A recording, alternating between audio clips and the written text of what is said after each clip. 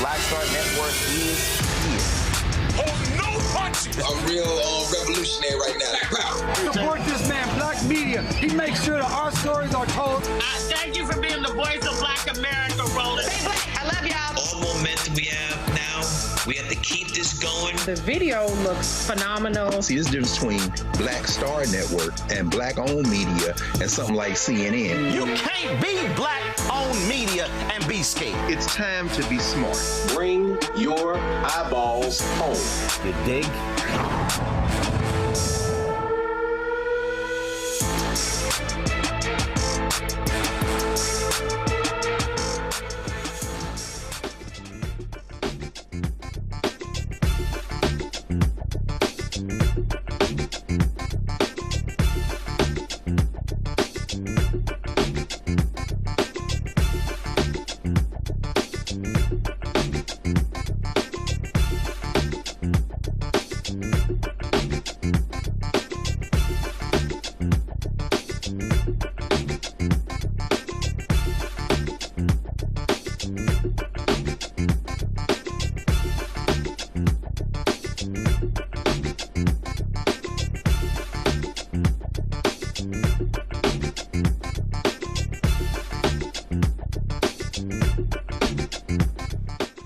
Today is Friday, July 24, 2026. Coming up on Roland Martin Unfiltered, streaming live on the Black Star Network. The mother, a black Wisconsin man shot 3 times by a Madison police officer, speaks out for the first time. You hear what she had to say. We'll talk with a city council member about the protests in the city on the brink of unrest. A black Indiana teen who was falsely accused of pointing a gun at a white police officer is suing her and the city of Indianapolis. We'll talk to his attorney. Louisiana Congressman Cleo Fields is not running for re-election after Republicans changed their maps. He's seeking his old state Senate seat. I wish he didn't.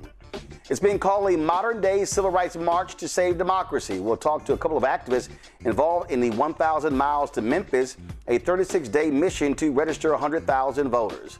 Bill O'Reilly and Geraldo Rivera clash over who won the 2020 election. I'm going to show you the stupidity of Bill O'Reilly. And that racist Nancy Mace, South Carolina Congresswoman, she's now targeting the Congressional Black Caucus and the other minority caucuses. Let's just say they fired back with the quickness. We'll also talk with the founder of an organization that is assisting disenrolled incoming freshmen at Howard University. Lastly, more drama on Capitol Hill. CBC members fire back at the nonsense. It's time to bring the funk on Roland Martin Unfiltered on the Black Star Network. Let's go. He's got it. Whatever the miss, he's on it. Whatever it is, he's got the scoop, the fact, the find. And when it breaks, he's right on time and it's rolling. Best believe he's knowing. Putting it down from sports to news to politics. With entertainment just for kicks, he's rolling. It's on go, roll, y'all. It's Roland Martin, rolling with Roland now. He's funk, he's fresh, he's real, the best, you know he's Roland Martin now.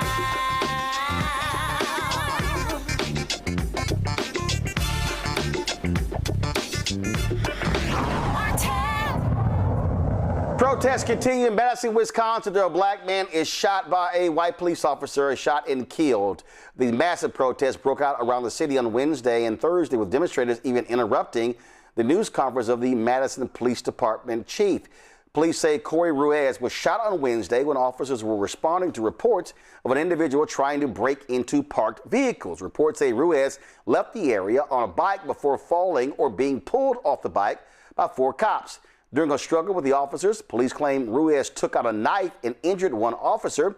When another officer's attempt to restrain Ruiz with a taser failed, the injured officer shot Ruiz 3 times in the head. All the officers involved have been placed on administrative leave. None of the officers involved were wearing body cameras at the time. A bystander captured the only video of the shooting.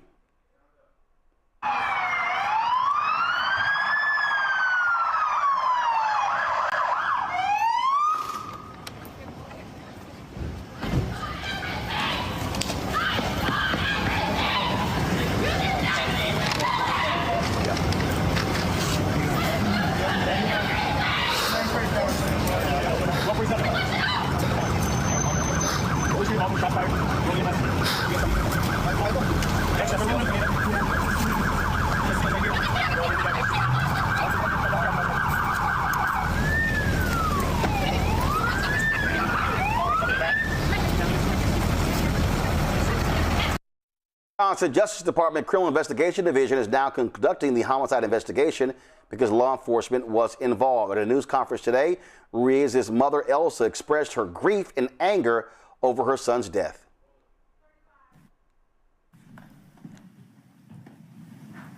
My son was an exceptional guy. He was my love. He loved his daughter. He loved his family. He did not deserve to be taken out like that. They took my baby from me. So I never thought I would have to bury my baby before you buried me. And I would never.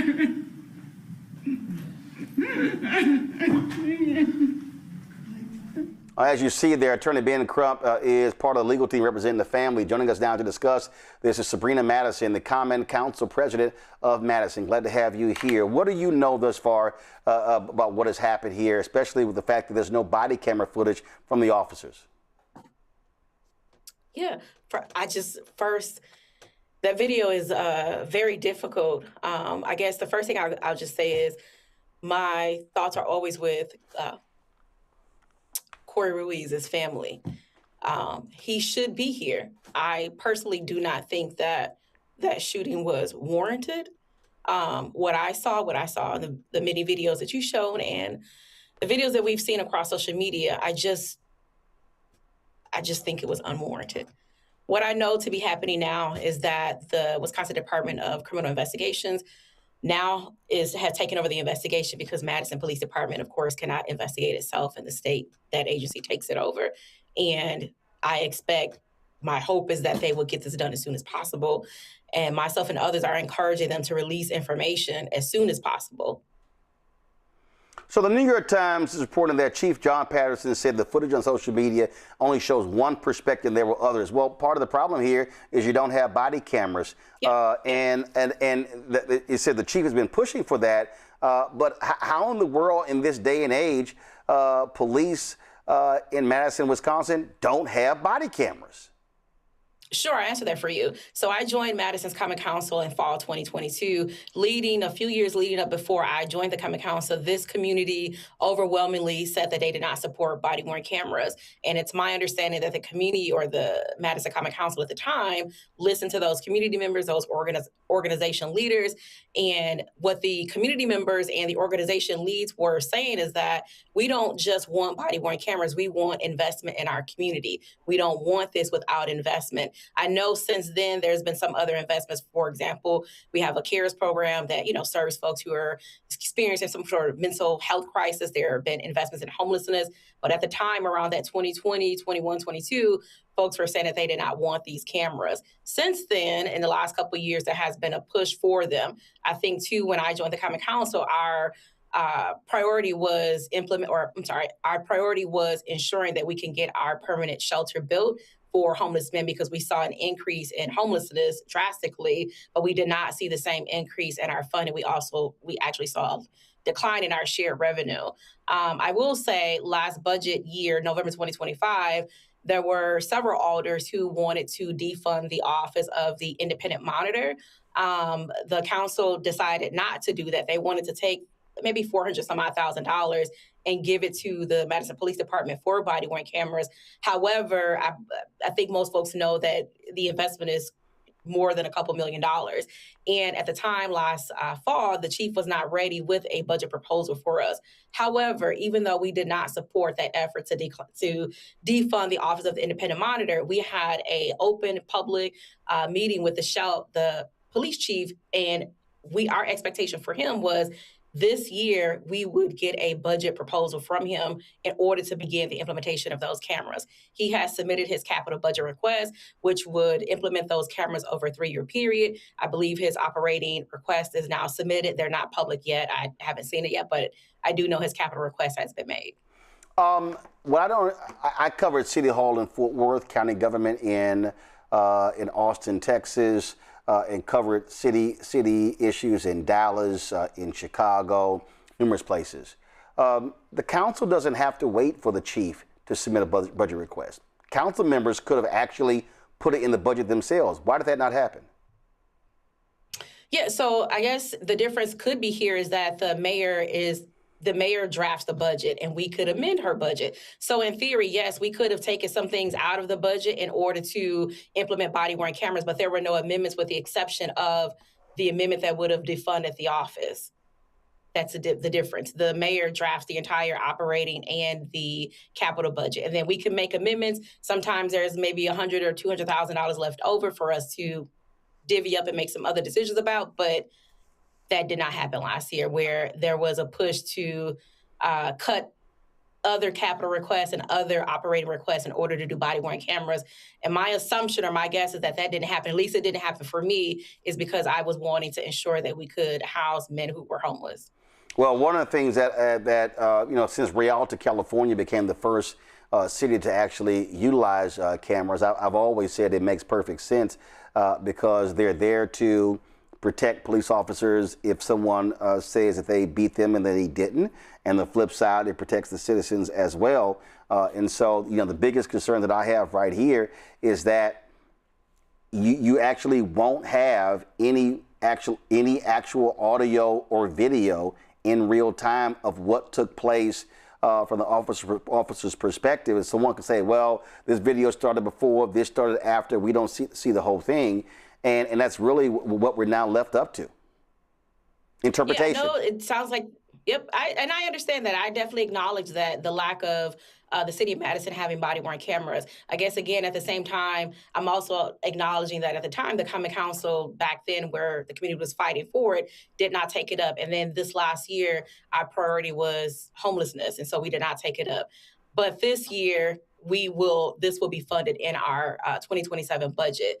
But I guess I also want to say, not to make an excuse about not having the cameras, I do believe that there's dash cam footage, but that is not a substitute for body-worn cameras, of course. All right, then. Well, we certainly will continue to see what happens with the story. We appreciate it. Thanks a lot. Yeah, thanks, Roland. Thanks a lot. I want to bring in my panel right now. Candace Kelly, legal analyst, host Takeaway with Candace Kelly out of South Orange, New Jersey. Matt Manning, civil rights attorney out of Corpus Christi. Michael Imhotep, host African History Network show out of Detroit. Candace, I'll start with you. The point I was making there, and this is going to be the issue, because you're not going to have the beginning and the end, you really don't know what precipitated this. Depending upon the video and when the person started shooting, again, they claim that a knife was pulled out. Well, does the video show a knife being pulled out? All of that is important, which is why I just believe in 2026 there should not be a single law enforcement agency on the federal, state, county, city, school district level that does not have body cameras. And I've been saying this for years, that if the officers do not turn on their body camera and do not turn on their dashboard camera, or they turn off their body camera or turn off that dashboard camera, that should result in immediate termination. And not only immediate termination, but just an immediate understanding that they are trying to hide something. If you have a camera and you are trying to turn it off. But, even if we don't have the specifics about when the knife might have come out or if it came out or not, someone on the ground, from the view that we had, when we look at the use of force, it did not match the level. It appeared as if that gun was right to his head and several shots were made. How does that equate with a gun? These officers cannot say that they felt their life was in danger, in jeopardy, and that knife that was under his body or somewhere at that point met up with that particular, those shots that went into him. And all of this is evidence. If you don't have the body cam, if you just have somebody who's, an innocent bystander who did the work that needed to be done, thank goodness in this particular case, then at least you have some evidence. But if you don't have a body cam, you can't even build a case against the police officers. So I don't see why there's any justification at all, why anybody would say, no, we do not need to have body cams. Regardless of what side you are on, the prosecutors or the defense, you need that body cam in order to make a defense to make a defense for yourself and to make evidence. And none of it makes sense. None of it makes sense. Can y'all roll the video again? I want to actually. Does the video that y'all have that we have in the control room, start from the beginning? Okay, all right, roll the video. Y'all roll it. Come on, no. I need to hear audio, guys.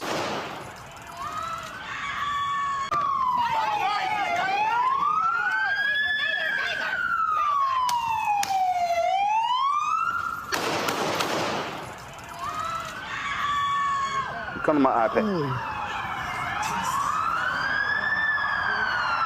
Okay, so I want you to come to my iPad. So I'm sitting here scrolling this video here, and then all of a sudden, so I'm seeing it right here, and we've got one officer on the ground, two standing up, female officer steps in. So you really have three officers, another officer just arrives on the scene. You now have three officers who are there. All of a sudden, so he's literally on the ground. You see the officer with his back to us is stepping on him, and next thing you know, so I'm trying to see, okay, all right. So if I freeze it, let me go back. If I freeze it, so this is what I don't understand. I'm gonna freeze it right here. Zoom in right here. Okay. So, and I hate that it's grainy, but what you'll see right here, this officer who's in the center, you literally have him on the ground, Matt. You've got this officer on the right, his butt is to us. He's the closest to him, and the councilwoman is still with us. He's closest to him, and he's closest to his head. The second officer has his foot on him. He's the second closest to him.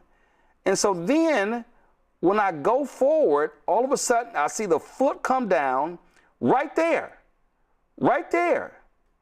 This is what, now, right here. The middle officer pulls his gun out, points it directly at him, and fires. I don't, Matt, what do you make of this shooting? I think it's a bad shoot, for lack of a better term, as people would say. I think he's going to have trouble getting overqualified immunity. Let me explain very quickly how the law works and why I think in this case they're going to have trouble. So the primary case from the Supreme Court that applies in excessive force situations is a case called Graham versus Connor. And it's got a three-part test, and it basically asks, what is the severity of the crime? What is the immediacy of the threat? And is the person actively attempting to flee the situation? And the problem that I think they're going to have here is, as it relates to the immediacy of the threat, they're almost certainly going to beat the drum and say he had a fixed blade knife. A knife can cause harm. What's going to muddy the waters, just from a legal analysis, is the fact that the officer who's closest to his head is close to where the knife could theoretically be wielded.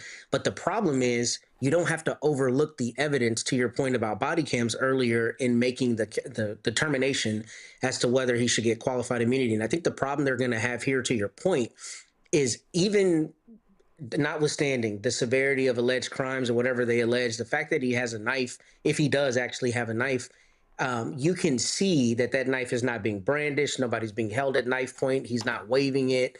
The mere presence of the knife is not justification to use force, let alone deadly force. So this is in the Seventh Circuit, I believe, Wisconsin. I'm not as familiar with their law as I am the Fifth Circuit, but I think they're going to have difficulty saying that he was actually posing a threat outside of the presence of the weapon, particularly if in the state of Wisconsin you can legally have a fixed blade knife, if it's a pocket knife or whatever else.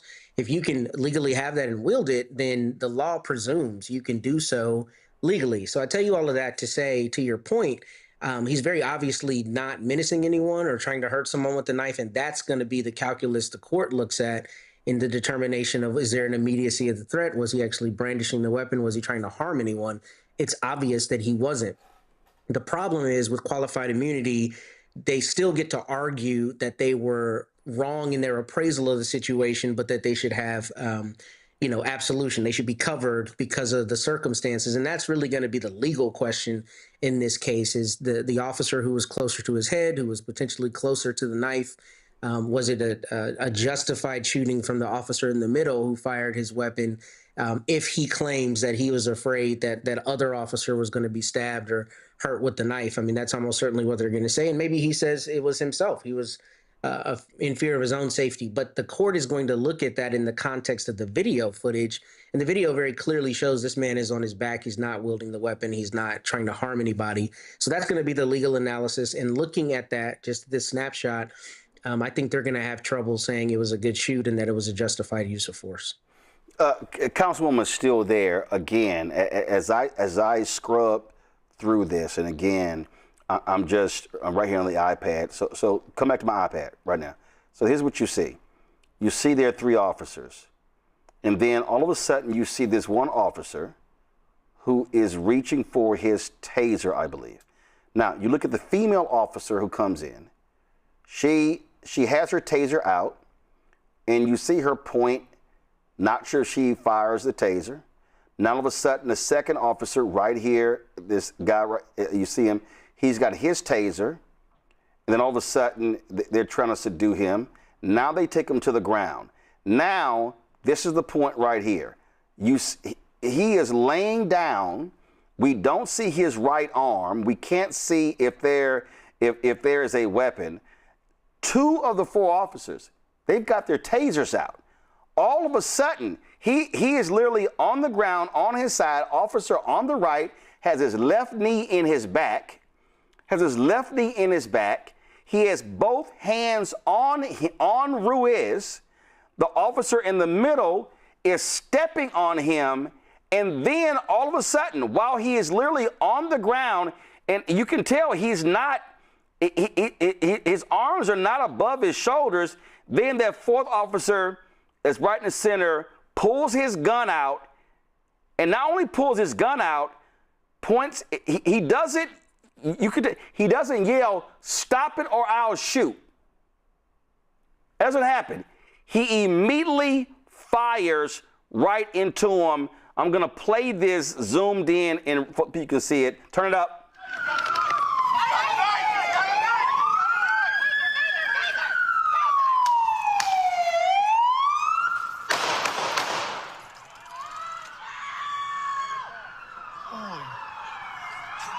Okay, I'm gonna scrub this back. Give me 1 second. I want to do something right here. Let me zoom in here. Hold up. Let me zoom in here. Okay.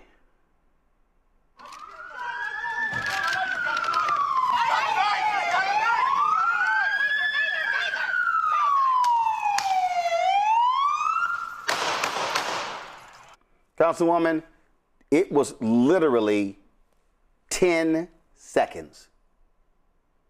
From the start of that video, it was 10 seconds before that officer fired 3 shots. Yep, and there was a local outlet here, local media outlet that reported it was actually 3 seconds between the taser and the 3 shots. Right, that was a taser. It was 10 seconds from the beginning. From the beginning of this video, the 3 of them descending, 4th officer comes in. It was 10.23 seconds. Yep, I'm seeing what you're seeing. And I mean, if we have officers who can't de-escalate, there is 4 officers out there. This makes no sense. It makes no sense at all. Michael. Yeah, this is a tragic event, another tragedy. It's complicated by the lack of body cam footage, so we could see different angles from the officers as they engage with Corey Ruiz. It's also, now I saw the story from ABC News. I read the article from the Associated Press. It's also complicated because in the account from the police chief, a taser, they attempted to deploy a taser. Something happened, either it didn't deploy or what have you. And then also the police chief alleges that one of the officers was injured by the knife. Now, we don't know if the officer fell on the knife. We don't know if Corey allegedly stabbed or cut the officer with the knife. So trying to get the order in which everything happened. If it was a situation where a subject stabs a officer with a knife and another officer draws his gun to shoot, well, now you have a deadly weapon being used, a knife. Wow. Yeah, but here's the problem. Here's the problem. Hold on. Yeah. I found another angle. So hold on. Okay. So this is another angle. This is the angle that's from the perspective of the female another angle. So here's what you'll see right here. What you'll see right here, you'll see that the officer who shot him, you see his hand is extended, and so all of a sudden he stands up. Now, this is what I don't, so right here, now what you see right here is, now you see, so I'm going to go back here, okay? So the officer who shot him is on his knees. The second officer is on his knees. Then all of a sudden, so you see, they pull him up. Now, I don't understand the logic behind that either. So they pull him up. Then they turning. Second officer comes in. Now you're going to see right here, the officer who fired the fatal shot, he is on his knees and he's reaching for his weapon. You see it right here. He's reaching for his weapon. 1 second.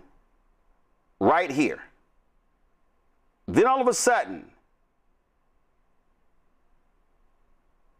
now, does he think he's reaching for his taser or his gun? All of a sudden, you see it right here. Female officer on the left, she is stepping in with taser. Third officer right here, you see him stepping on him to get him to stop. Then you see the officer draw his weapon, extend his arm. That's his weapon, right? That's his weapon. Now again, his argument may be, like it was in Tulsa, oh, they were reaching for the taser. He may have thought he had the taser and not his gun. But that's him reaching in right here with his gun, right here. Now, what I don't understand from the police chief, where an officer could have been injured with a knife anywhere in here, when this officer right here he's the closest, he's the only one who's on the body. His knee, you see it right here. They got to explain that angle. Like I was saying, it really complicates things when you don't have body cam footage to really see from the different angles what happened. Now, lastly, there have been a lot of people who advocate, and I've known people in the past who did training for police in jiu-jitsu and martial arts, because I don't know who trained these officers. That's not how you take down a subject. Usually when you have officers working together, you have one maybe do a double leg takedown from behind. You have one that will sustain, will immobilize one limb while the other immobilizes the other limb. These officers here, I don't know what type of training that is. That's not how you safely subdue a subject that will avoid somebody from being killed. Well, again, the reality is you got 4 police officers who were on the scene. A 5th one pulls up. In this video here, you see how they are subduing him. And if anybody just as basic as all get out, Councilwoman, you see it right here. It's real basic. Anybody watches this video can conclude that if you've got 4 officers surrounding one person, and when that person goes to the ground, give me 1 second. That person goes to the ground. This person is completely on his side. One officer one officer in the middle is stepping on him, pushing his leg down. One officer has his left knee on his hip, has his left hand on his left shoulder, has his right hand appears to be on his head. What logic would one officer pull his gun out at point blank range and fire 3 times when the man is subdued? I don't believe that was a logical decision, a logical choice. To me, the option to shoot this gentleman, to shoot Corey at this time, made no sense. You have an officer, like you said, on his back. You have one who's put his foot down. There's a female officer in front of him, I believe, deploying her taser maybe. But either way, there are 4 officers with this gentleman. They've already got him down. So I do not agree that one of the options in subduing him should have been to shoot him 3 times in the head. It just makes no sense. It does not. We'll continue to follow this, folks, case as we continue. Let me go to Councilwoman. We appreciate it. Thanks a lot. Let me go to a break. We'll be right back. Roland Martin Unfiltered right here on the Black Star Network. All All right, folks, let me get personal for a second. My mom had questions about her Medicare, so she called Chapter, a Medicare advisory company, and she texted me right after saying it's a great benefit. It was easy. A real person walked her through the whole thing, and now she understands better what's going on. But it's not just her. A woman in Yonkers wrote in saying the process was so simple, the enrollment was easy, and she was so glad she called. Then there's Marilyn, 90 years old, in Florida, living on Social Security. Her premium climbed every single year north of $400 a month for coverage she could barely afford anymore. So what does she do? She called Chapter. They found her the same top-tier coverage for hundreds of dollars less. 90 years old, and finally somebody in her corner. I hear stories like that again and again from our community. The Medicare system was not built to work for you. Too much fine print, too many plans. Yet Chapter's advisors are independent and honest, the only Medicare advisors that compare every plan nationwide. They're focused on one thing, what actually works for you. If you're already in the right plan, they'll tell you. No games, and people who switched with Chapter saved an average of $1,100 a year. All it takes is 20 minutes. You talk to a real person, and it's completely free help. So call Chapter at 724-264-8281, 724-264-8281. That's Chapter. With medicine and science under attack, I want to keep you and your family informed and healthy. I'm Dr. Ebony Hilton, and I knew at the age of 8 that I wanted to be a doctor. So I studied hard and became the first African-American female anesthesiologist hired at the Medical University of South Carolina since its opening in 1824. And I always say I was made into a doctor, but I was born to be a mom. And as a new mom, wife, sister, daughter, and friend, I understand how frightening a medical crisis can be. I care for individuals on some of the worst days of their lives, and it's my mission to provide you with a safe space to gain clarity on issues affecting your mind, body, and soul. I recognize that there are health disparities, particularly as it pertains to race, and I want to help bridge the gap between you and your healthcare providers. Join me every Thursday for Second Opinion on the Black Star Network, where each week I'll invite experts from various medical fields to share the latest health news. We'll discuss topics such as the vaccine debate, mental and sexual health, medical bias, infertility, menopause, andropause, nutrition, and aging. Together with my medical colleagues, we aim to provide you with a second opinion. Don't miss it, Thursdays only on the Black Star Network. Michael McMillan, President and CEO of the Urban League of Metropolitan St. Louis, and you are watching Roland Martin Unfiltered.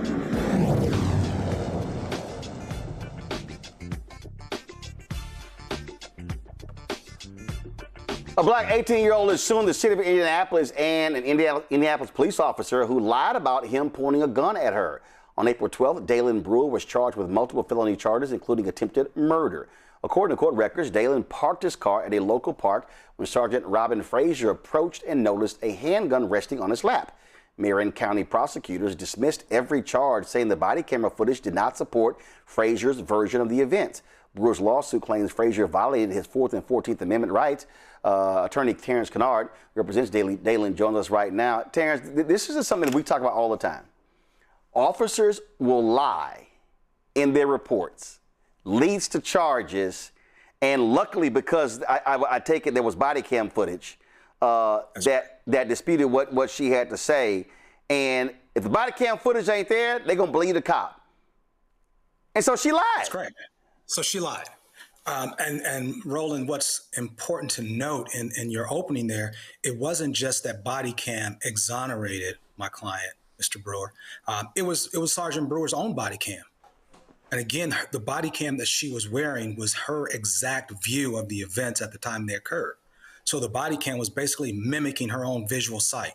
So once she did all the things she did to effect an arrest, develop a police report and a narrative, recommend particular charges, including attempted murder against Mr. Brewer, and then filed that to be reviewed by a judge and the prosecuting attorney, there were questions raised about the events. And so they looked at her body cam footage, and her own body cam footage did not belie or make out or demonstrate what she had made in her report. Apparently, when she was questioned about those things, the prosecutor felt that there was no way he could go forward with charges, and charges were dismissed. But not until Mr. Brewer served about 4 days in the Marion County Jail here in Indianapolis, losing his freedom, particularly almost losing his job.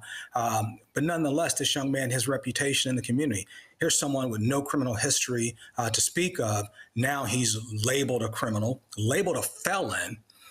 Not only just labeled a felon, the police have a particular website they use here where they like to use PR to show the number of felony arrests and how they're dealing with crime in the community.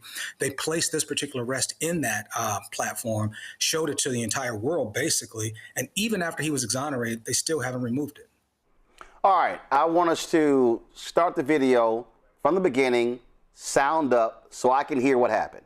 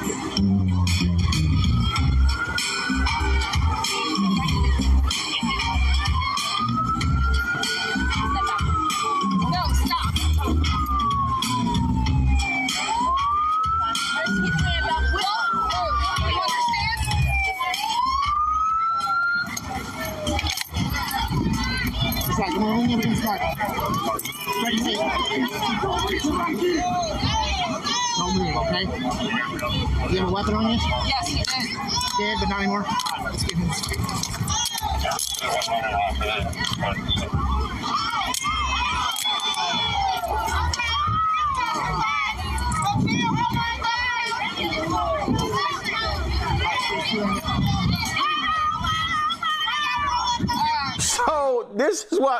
So this is her camera. This is her camera. We're seeing it. So what she did was she went, sat in her car. All right, I got to figure out what I'm going to say. Oh, okay, this what happened. And we've covered so many of these stories where the cops lie on reports. And if there's no bystander video, if there's no body cam footage, you know what happens? The public goes up, cop gets the benefit of the doubt, that must have happened. And so this man, and this is the thing which is why I think the lawsuit makes sense. Anything could have happened. He could have been shot. Yes. And remember, in her report, if you had a chance to review it, she alleges that he points the gun at the door. She says he's got the gun in his lap pointing at the door. Wow. And she uses that as a basis to charge him with attempted murder. Roll the video again. Roll the video again while he's talking so y'all can see what that doesn't even happen. Go ahead. Doesn't even happen. So keep talking. So she alleged he pointed the gun. The door, right? Yeah, she's alleging at that moment he's pointing a gun at the door as she goes to open. Freeze. He got his left hand up. At no point is he pointing the gun. No. Now, he does have a gun in his lap, and he has a constitutional right to carry. But one of the things I point out to folks, Dalen does everything I would tell my 4 sons to do if encountered by law enforcement. Right. Keep the video going. His hands are up. He's not being aggressive. He's literally doing everything we teach our black children to do when you encounter the cops. He does everything by the book. There's nothing I can point to that says, well, if you'd have done this. In fact, if you go back, right before she says, put your effing hands up or I'll effing shoot you, right before she says that, he drops his hand. So she tries to point to that. But what we later find out is he's trying to undo the seatbelt because she's giving him conflicting commands, get out of the car. Well, he's got his seatbelt on. So he goes to undo it, and then she uses profanity and threatens that she's going to shoot him. Wow. So she does all this aggressive takeover, giving him conflicting messages. And when she realizes, I'm assuming she realizes at some point she's made a mistake, she screwed up. So then she develops this narrative, and you hit the nail right on the head. If there's no body camera, who do they believe? Me or the cop? Why did she approach him in the first place? So we don't know the answer. What we do know is roll the video back. Roll the video back to the beginning and keep talking, because I want to see. Keep talking. Go ahead. So as she's pulling in, she gets in her car because she had been outside the car. Dalen and his companion pull into the park, and they drive past her patrol car. Now, she's not blocking entrance. She's not preventing you from coming in. They simply drive by her, reverse park into their space, and then she decides to roll up on them. What reason, she never really gives why she approached them, but she approaches them, and she says that at this moment, right before she opens that door, she says he's pointing the gun at the door panel, and that's what she uses as the basis for attempted murder. Moments ago, you saw him drop his hand. He's trying to undo the seatbelt because she's screaming for him to get out of the car. And then when he does that, she threatens to kill him. And if he doesn't do it, he's resisting arrest and resisting a lawful order. That is correct, which is one of the things she actually charged him with. So she charged him with intimidation, pointing the firearm, resisting, and attempted murder. Is she still on the force?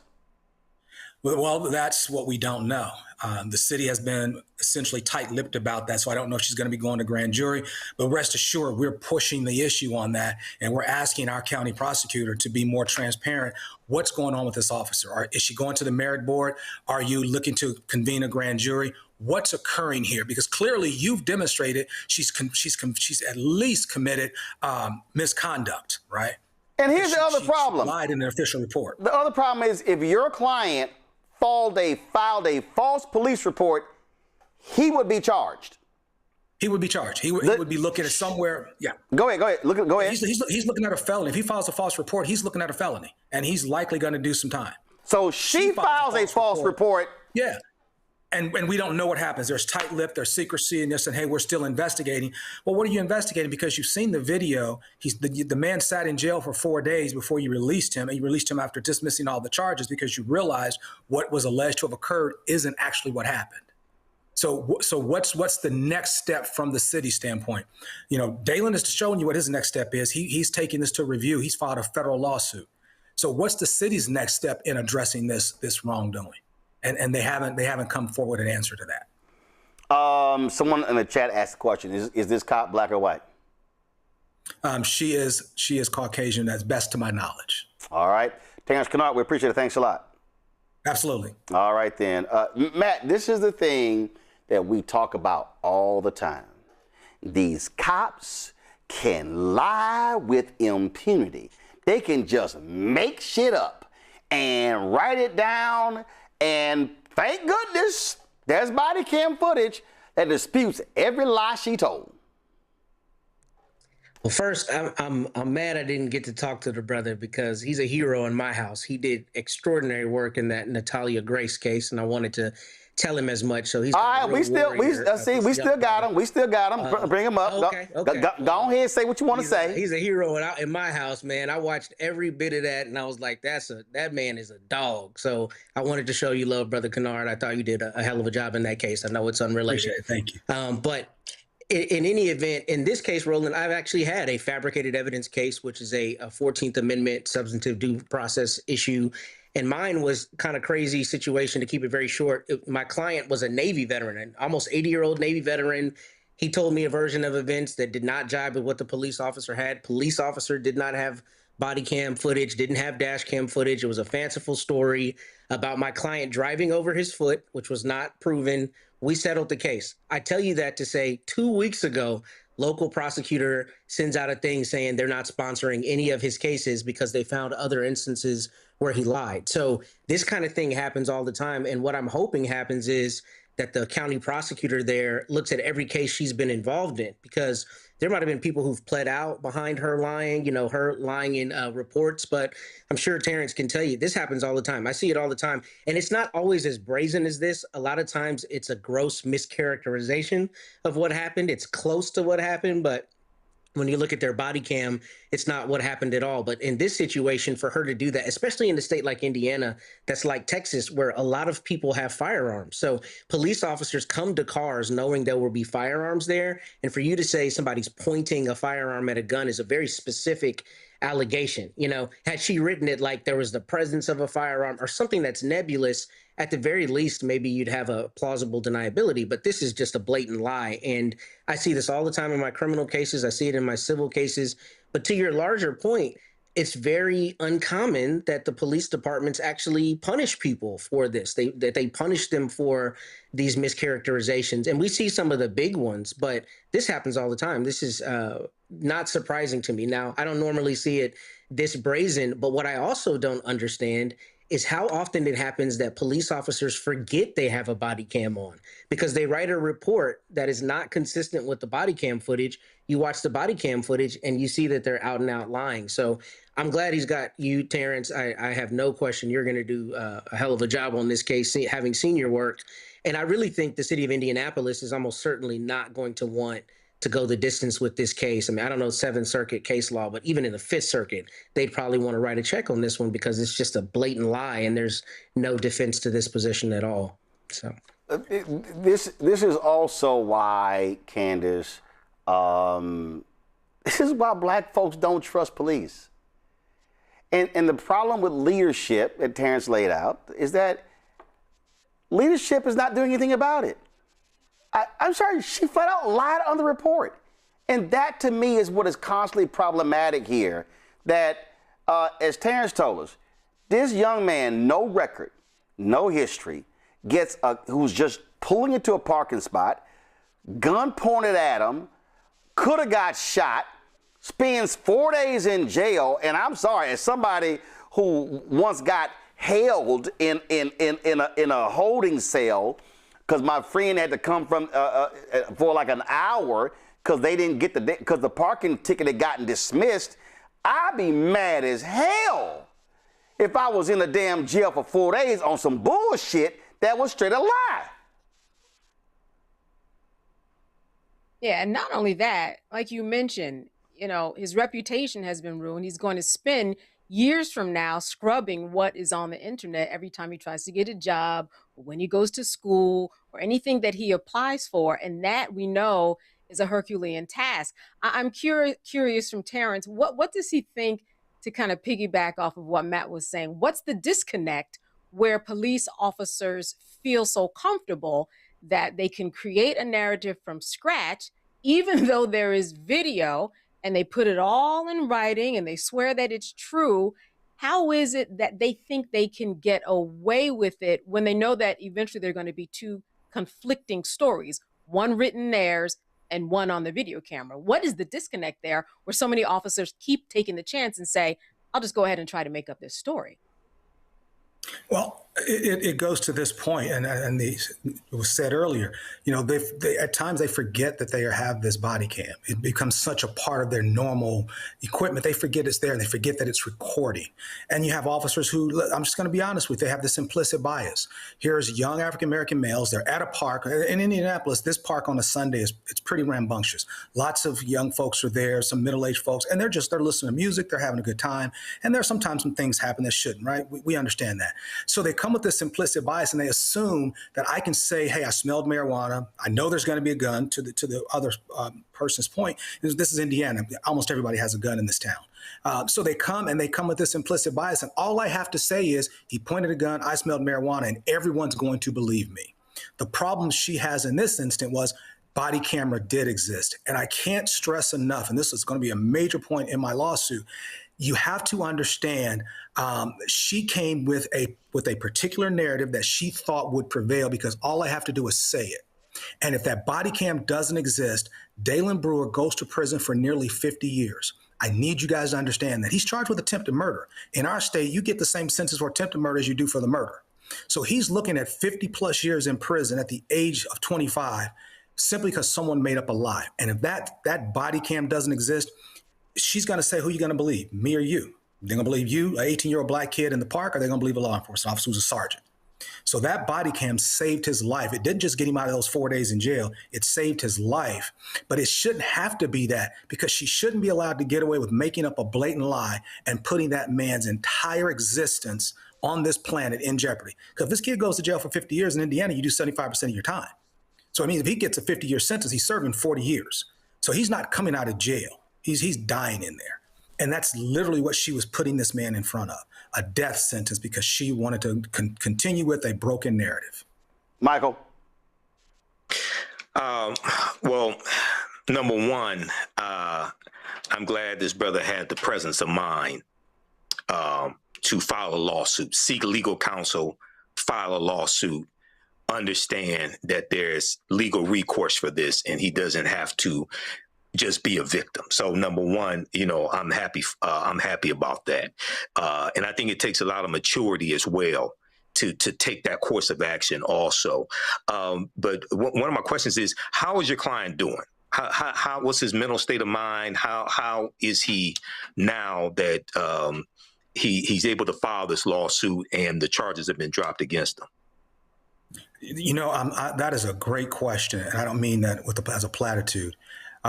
He and I and everyone is pleasantly shocked and overwhelmed with enthusiasm with the amount of public support we've received. I mean, if you look at the blogs and the comments, which I try not to do, but in this case, I'm glad I did, sure. It's overwhelming in support of him. So when this first came out and the story broke, there was a lot of trepidation, a lot of fear, a lot of belief that there's going to be some backlash, but exactly the opposite has occurred. From one political spectrum to the other, everyone has come to the forefront and said, what happened here was wrong. And so the support he's receiving from the community has just been, it's been a blessing, to turn a phrase. It's just been overwhelming and powerful. I can't put into words, because we didn't expect to receive this much positive just support from everyone, not just here in Indiana, but all over the country. All right, then. Well, certainly, I hope your client is recovering from this. Again, that is a traumatic experience, having a gun pointed at you, especially knowing full well what has happened to so many black men in Indianapolis and across the Midwest, across the country. All right, thanks a lot. Thanks, guys. All right, folks. We'll go to a break. We come back. We're going to talk about Congressman Cleo Fields not running for re-election. We're going to talk about CBC's folks calling out some of these crazy folks on Capitol Hill. Lots to break down. Also, HBCU expert explains what the hell happened at Howard University. And Donald Trump, his folk admit in court that they refused to give federal money to states he lost. And the right ain't saying nothing. You're watching Roland Martin Unfiltered on the Black Star Network. Don't forget to support the work that we do. Join our Bring the Funk fan club. If you want to join our Bring the Funk fan club, use Cash App, use the Stripe QR code to see it right here. It's also for credit card, checks and money order, make it payable to Roland Martin Unfiltered. P.O. Box 57196, Washington, D.C. 2003 7-0196. Back in a moment. All right, folks, let me get personal for a second. My mom had questions about her Medicare, so she called Chapter, a Medicare advisory company, and she texted me right after saying it's a great benefit. It was easy. A real person walked her through the whole thing, and now she understands better what's going on. But it's not just her. A woman in Yonkers wrote in saying the process was so simple, the enrollment was easy, and she was so glad she called. Then there's Marilyn, 90 years old, in Florida, living on Social Security. Her premium climbed every single year north of $400 a month for coverage she could barely afford anymore. So what does she do? She called Chapter. They found her the same top-tier coverage for hundreds of dollars less. 90 years old, and finally somebody in her corner. I hear stories like that again and again from our community. The Medicare system was not built to work for you. Too much fine print, too many plans. Yet Chapter's advisors are independent and honest, the only Medicare advisors that compare every plan nationwide. They're focused on one thing, what actually works for you. If you're already in the right plan, they'll tell you. No games, and people who switched with Chapter saved an average of $1,100 a year. All it takes is 20 minutes. You talk to a real person, and it's completely free help. So call Chapter at 724-264-8281, 724-264-8281. 8281. That's chapter. Hey, I'm Tasha Cobbs, and you are watching Roland Martin Unfiltered. But I need a little filter. I need something. Blow me out. Make me look 35.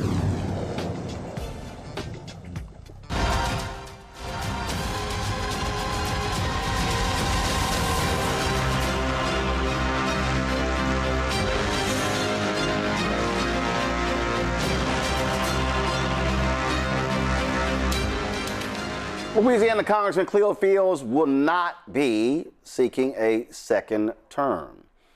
Instead, he is running for a state Senate seat in Louisiana. The 14th district seat in Louisiana became vacant when Senator Larry Selders passed away on July 7th due to a heart attack. In 2024, Sanders replaced Fields in the state legislature when Fields was elected to Congress. Earlier today, Fields told Louisiana reporters about his decision.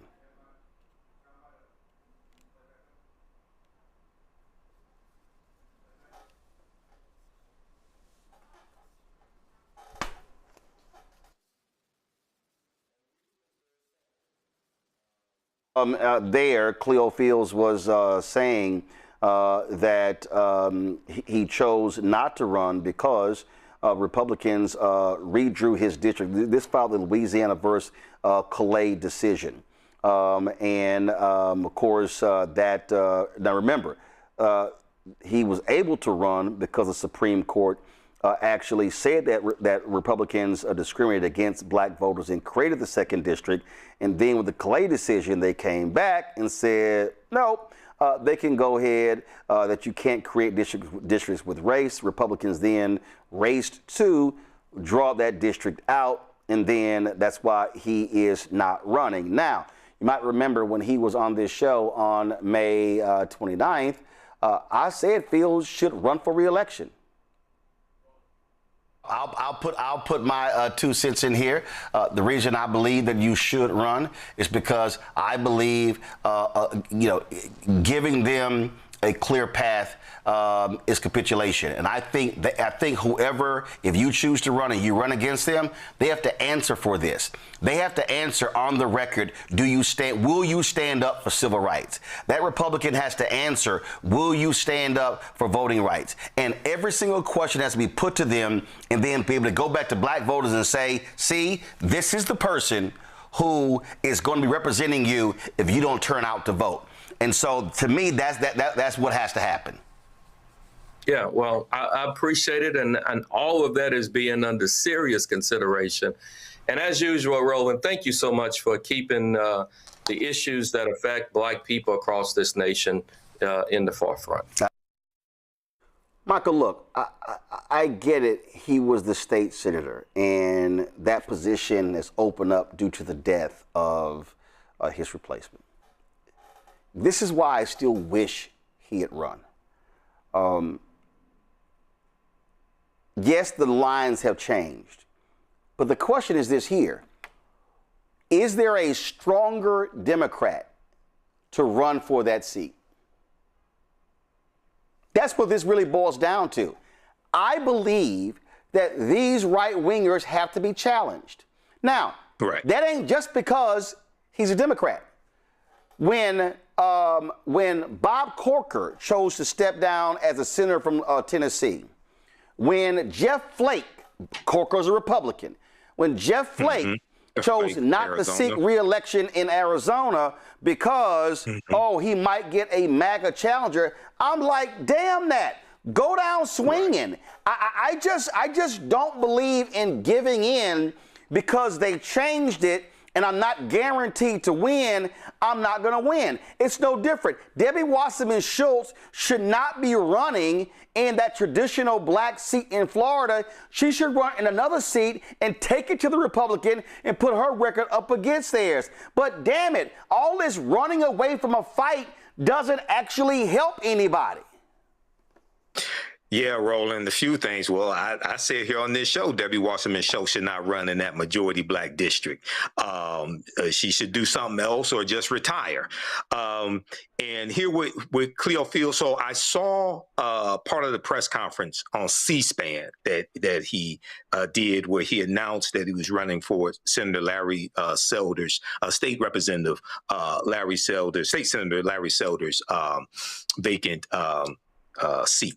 And he talked about he wanted to take it back locally, and he thinks he would be more effective in local government than in federal government in the House of Representatives. And, you know, I can understand that sentiment, but I agree with you. These are straight up white nationalists, white supremacists, okay, who have a plan to wipe black people off of the political chessboard. So you don't run from the fight. You take the fight directly to them. And he could probably galvanize a lot of support from not just black people, but also white people who vote Democratic in the district that he would run in to defeat these white nationalists. But you don't, I wouldn't run from the fight. I think he has a good heart, but I can't stress enough. These people have to be fought head on, okay? Run into another position. No, we don't understand how badly it's going to get. And, 53% of Project 2025 has been put into place. It's something like 280 policies the Trump administration has already been put in place from Project 2025. This ties right into them, the bill from Nancy Mace. I think you're going to talk about it. Well, I will. Trying to get rid of the congressional black caucus. So, Bob Line is in here. Candace, it's about you want your strongest folk running these positions. And again, I believe that Representative Cleo Fields should say, I'm going to put my record up against any Republican y'all put up and let's swing. I think that the Representative Cleo Fields has done the math. He has said to himself, where is it that I am most likely to win? Now, I'm not mad at him for that. I know that there is a fight to be fought and that he can fight the good fight and do well. And even if he doesn't do well, you need to fight so that people know that you've got a fighter and that you are not going to be backing down. He's 63 years old, from my understanding, and his plans might be something that we do not know of. And plus, he knows what that position is like. He's been in it before. It's a position that he can more than likely win. And he has thought about the outcome and the odds of him winning. And he has chosen where the odds are better. And I think that that is part of the situation here. We also don't know what's going on in his home life, his family life, what his plans are. He may not just be articulating right now because we know him as a fighter. But it does seem odd that he is not, moving in the path that we thought he was going to. But I am also not surprised that he looked at the numbers, did the math, and made this particular decision. Matt? Yeah, I echo both Candace and Michael's sentiments. I mean, I think he should have stayed and fought the fight, but I'm a little more cynical. I tend to think politicians are usually operating in their own self-interest. I don't say that to denigrate him, but I don't have this belief that most politicians are going to do what is for the greater good all the time. And I think this is a situation of political survival. I think Candace hit the nail on the head. He did the math. He figured out where he was likely to win and decided to leave. And as much as I'd like to think that he's guided by this sense of communal, duty to stay and fight to the death, I understand the reality, which is that he wants to stay in politics and he's going to move where he thinks he'll be elected. So that's my opinion on it. I think that they both hit the nail on the head. Well, I just don't think that you're going to be able to sway voters if you don't put your best and brightest up for the battle. All right, got to go to break. We'll be back right here, Roland Martin Unfiltered on the Black Star Network. All right, folks, let me get personal for a second. My mom had questions about her Medicare, so she called Chapter, a Medicare advisory company, and she texted me right after saying it's a great benefit. It was easy. A real person walked her through the whole thing, and now she understands better what's going on. But it's not just her. A woman in Yonkers wrote in saying the process was so simple, the enrollment was easy, and she was so glad she called. Then there's Marilyn, 90 years old, in Florida, living on Social Security. Her premium climbed every single year north of $400 a month for coverage she could barely afford anymore. So what does she do? She called Chapter. They found her the same top-tier coverage for hundreds of dollars less. 90 years old, and finally somebody in her corner. I hear stories like that again and again from our community. The Medicare system was not built to work for you. Too much fine print, too many plans. Yet Chapter's advisors are independent and honest, the only Medicare advisors that compare every plan nationwide. They're focused on one thing, what actually works for you. If you're already in the right plan, they'll tell you. No games, and people who switched with Chapter saved an average of $1,100 a year. All it takes is 20 minutes. You talk to a real person, and it's completely free help. So call Chapter at 724-264-8281, 724-264-8281. That's Chapter. This is Eric Dickerson, and you're watching Roland Martin Unfiltered.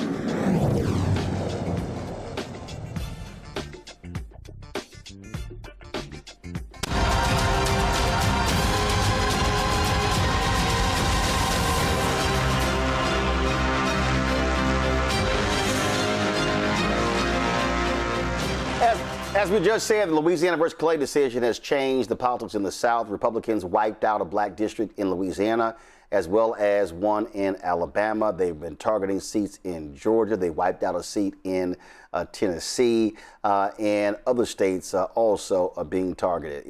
That decision significantly weakened Section 2 of the Voting Rights Act, one of the most important protections against racial discrimination in voting and gerrymandering. Since that decision, voting rights groups have been in full force to ensure folks in the most racially gerrymandered districts in the South are registered to vote. We, of course, were in Montgomery for All Roads Lead to the South, a rally that took place. Those continue across the country. Today was the beginning of a 36-day, 1,000-mile solidarity march from Nashville to Memphis through the Deep South to register 100,000 voters. Activist Angry Male Vet and Kasim Rashid, the president of Just Win Humanity, join us from Nashville. Glad to have both of you here. Why are y'all doing this? Well, you said it, Roland, that we are living at an existential point where voting rights are being gutted. Ever since the Shelby versus Holder decision in 2013, we are seeing a systemic dismantling of voting rights on a scale that is only matched by the Jim Crow era. Most folks don't realize that prior to Shelby versus Holder, there were more than 200,000 polling locations across the country. Since then, more than 100,000 of those polling locations have been dismantled and shut down, disproportionately in Black and Latino neighborhoods, increasing voter suppression. And now with this Calais decision and the potential of the SAVE Act being passed, we are facing a reality that if the SAVE Act passes, Black voters in particular will have fewer voting rights in 2026 than they did in 1966. So we are working with dozens of organizations locally, the NAACP, Equity Alliance, Black Voters Matter, to use our platforms. We have dozens of influencers, content creators, civil rights activists that have tens of millions of followers on social media. Our goal is not to come in and tell anyone how to register to vote. There are amazing organizations already doing that work. Our goal is to be here and use our platforms as megaphones to elevate these stories, share the amazing work that Black activists are already doing here on the ground, raise some money for them, and achieve this goal of registering 100,000 voters. And if nothing else, show that we're not going to take this sitting down. We are going to fight for our democracy because it deserves protection. Activist Angry Male Vet, listen, you're walking in a state where Republicans there literally put up Charlie Kirk's signs on a highway, pissing off veterans. Now they've had to remove those signs after the vets protested. And you're dealing with in a state that is so red that they don't believe even in local control, stripping power out from Memphis as well as Nashville. Yeah, it's an odd space to be in. You know, the first three words of the oath I took were to the Constitution were "We the people." And right now I'm watching the Republican Party who is attacking segments of we the people, and that is Black American voters. And so it's difficult to be in a red state where I am watching a segment of society be diminished and their voting power be reduced and not having the representation they deserve. So I think this is one of those things, 1,000 miles to Memphis, where we can raise that awareness of the importance of registration now more than ever, just like Kasim was saying, that where they are trying to take the power of Black Americans, we need to bring that awareness back to people and let them know that this is an important chapter in our history and something has to be done about it. And me, as a white, male combat veteran, I should be the loudest voice in the room talking about this, because I took an oath to protect everybody and serve everybody in this country. And I am watching the Republican Party attack a portion of them, and that's not right. And I'm going to do something about it. So you're talking about registering 100,000 voters. And one of the things that I've made clear to Democrats is that, listen, Black folks are out there doing their part. But part of the issue you have is you got a lot of white folks in Tennessee, in Florida, in South Carolina, in North Carolina, who are not stepping up. So who are you targeting with this effort to register 100,000 voters? Great question. And I want to emphasize that this is a march that's going to start in Nashville. It's going to go to Atlanta, to Birmingham, to Jackson, and then back up to Memphis. So it is a loop through the South. And Roland, who we're targeting is everyone. I mean, we want everyone to vote. We want to maximize voter turnout. And I'm going to reemphasize that the goal of this is not to build a new system. There are already amazing Black-led organizations that are doing the work. The goal of this is to elevate the work that they're doing. The money that we're raising through Just for Humanity, a nonprofit, a 501c3, we are going to be utilizing these resources to support these local organizations. And I'm happy to come back and report on that once the march is done as well. But I think fundamentally, most Americans don't realize is how aggressive the voter suppression is. Here in Tennessee, you can't just go and register to vote. You have to go through a certification process. Shelby County, they've made it illegal. And so most Americans don't even know how bad this cancerous impact of white supremacy is. And so one of the pillars of this is just to elevate these stories, let the folks locally tell their own stories, elevate those voices, and hopefully create more of a rallying cry behind it. And if you can make it out to march with us, you can go to 1000milestomemphis.com and find a local march. Join us for a day. If you can't come out, then you can donate to the work that we're doing and make sure that you're helping us support these local organizations that are doing the work. And at the very minimum, we have a registration link that will triage you to your local state and help you get registered to vote. And so if nothing else, visit 1000milestomemphis.com, make sure you're registered to vote, and find 5 or 10 friends before the midterm elections and get them registered to vote. The only way this works is if we work in unison and build this massive coalition, a multiracial, multi-gender, cross-state coalition. If we can do that, we can be effective, but it's not going to happen alone. I understand the point of registering anyone. The reason I asked that question, activist Angry Melvet, is because when we talk about the South, it's a lot of white voters who depend upon federal government, who depend upon money from the federal government. There are a lot of white conservative voters, independents, who don't like Obamacare, but they want the Affordable Care Act preserved, and it's the same thing. These same rural white voters are the ones that are sending their kids to die in the military. And what I have always said is that we often have initiatives that target Black voters, that target Latino voters, but in this country, we literally are afraid to say we're targeting white voters.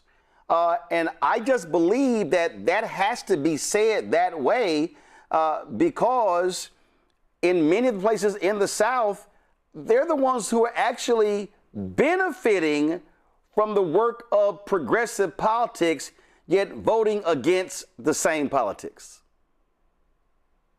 Yeah, it's unfortunate. And I think there need to be more faces like mine that are at the forefront. And they're out there, and those voices are growing.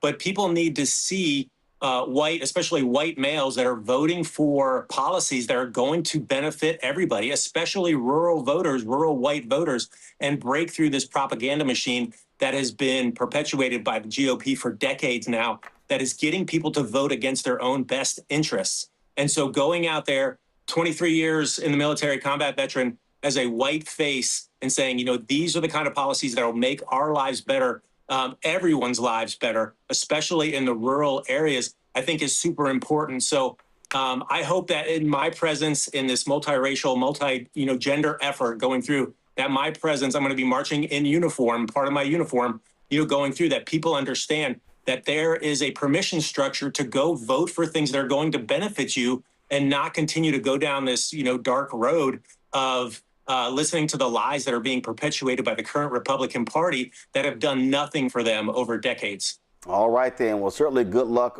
with the march, and I hope you hit the 100,000 goal. Thank you, Thanks, Roland. All right, thanks a bunch.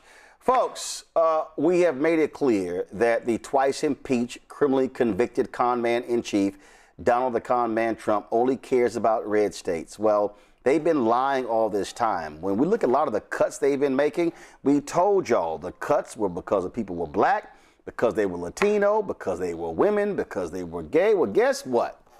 They are finally admitting in court that, yeah, we didn't give money to states because they didn't vote for Donald Trump. Yeah, seriously. The admission was reported by the New York Times, and it shows how they operate, okay? We're talking about $7.5 billion in grants for education, energy, health, housing, infrastructure, okay? It's all there. Go to my iPad.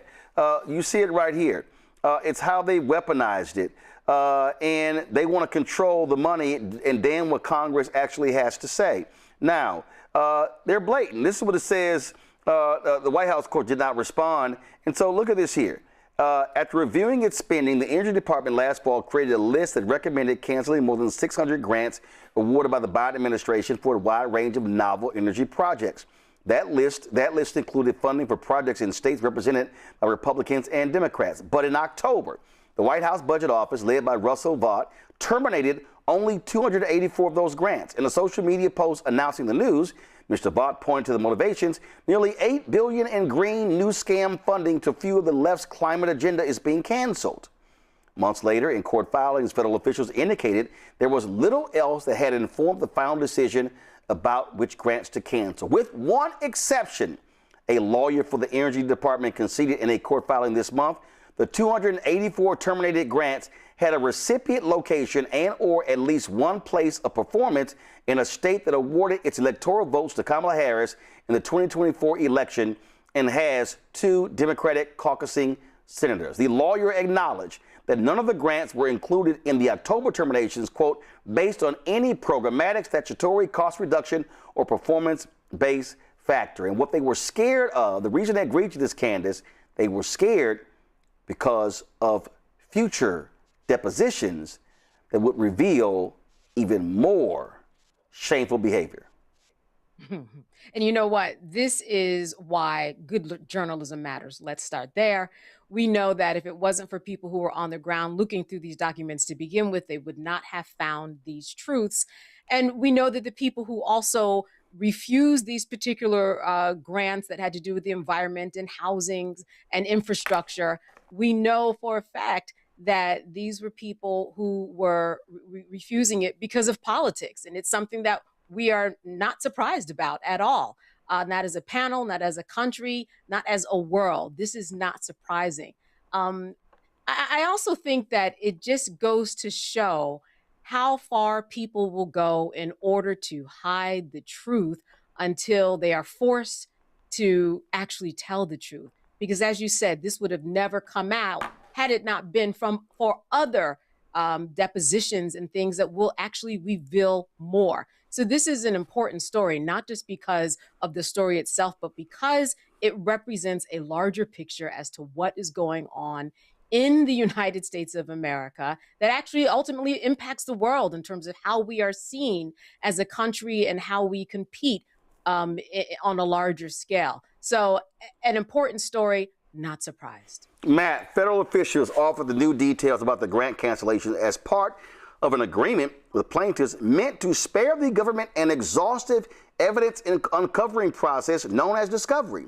The court filing said that process could have required federal agencies to hand over more damaging records.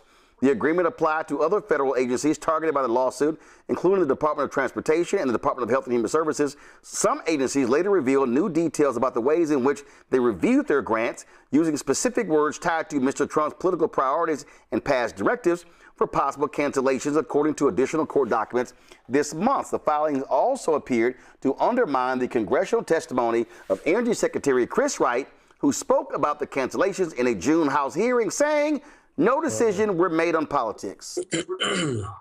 Sounds like he committed perjury to Congress. Yeah, it sounds like he said something that was untrue under oath in front of Congress. And I'll tell you, talking about discovery, literally this morning, I deposed 2 federal employees in a case that I have, and it is not an easy thing to do that. So they certainly did not want that information to come out. And really all this is the spoil system. This is the same spoil system that existed before President Garfield was assassinated, and the exact reason the Pendleton Act brought us a merit-based civil service. That's what it is. You get elected and you get to have the spoils, and that's what Trump's team is doing, not only with federal positions and the appointed positions, but here through the disbursement of money. Now, what I'm really surprised about is that they didn't have a pretext. I mean, that's what's so crazy about this, what we're seeing with them, all the corruption we're seeing. There was a pretext. There was a pretext. He lost the state. That's the and see, here's the crazy part. He lost the state, but it's not like there weren't Republicans in the state that voted for him. He was like, screw y'all. Yeah. No, that was the reason. I'm saying there's not a pretext, like a purported reason that's okay for them to do it, right? Like the person who gave that statement said there was no programmatic reason that we didn't disperse this money. What you normally see people do is say these programs were deficient for this reason. We divested the money from here and put it over here for some other reason so they can have plausible deniability. No, that's what I'm saying. But see, when you're so corrupt, you don't give a damn about plausible deniability. It's like, yo, whatever Poopy Pants wants, we're gonna do, and that's just where we are. And guess you know who's the most silent, Michael? Fox News, right-wing media, silent. Oh my God! If this was Biden or Obama, we wouldn't hear the end of it. Absolutely, and it's some of those poor white people that watch Fox News that are in some of these states that had these grants taken away from them that are being hurt by these policies. So just a couple quick things. I got the breaking news alert from the New York Times. So I read the article about this. Russell Vought is the architect of Project 2025. Okay, so let's start right there. Okay. And Project 2025, one of the things it deals with, not just DEI, but attacking climate change grants, because the Biden-Harris administration was really progressive when it came to dealing with attacking climate change. That's one of the things that the Inflation Reduction Act did. And what we've seen, and we can go to the 62 lawsuits that Trump and his cronies filed trying to overturn election results in the 2020 election. They say one thing on Fox News. They say one thing on Newsmax. But when they go to court, it's something entirely different. They're liars. And what we see, they're liars. What we see here, no, but what we see is when they go to court, more than likely they tell the truth, because they know if they lie in court, they could be brought up on perjury charges, possibly disbarred, things like that. So what I'm saying is, in the court filings, they told the truth.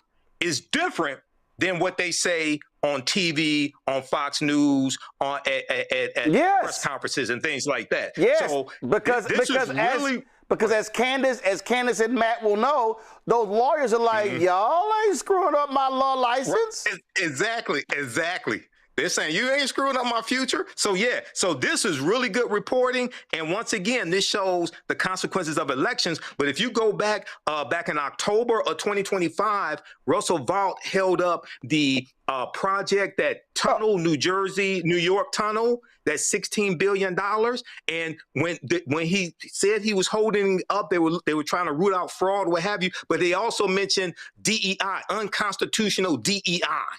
That was another reason why he gave for doing that. Okay, so this is excellent, but Once again, this goes to the consequences of elections. This is why we have to take back power and hold these people accountable and vote them out of office. Again, what we are dealing with are flat out pathetic individuals who will absolutely lie about anything. This is who they are.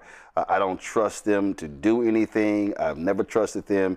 And again, and we've said this, Fox News and all of these people will defend them at every single turn. Update in the Nolan Wells case, folks.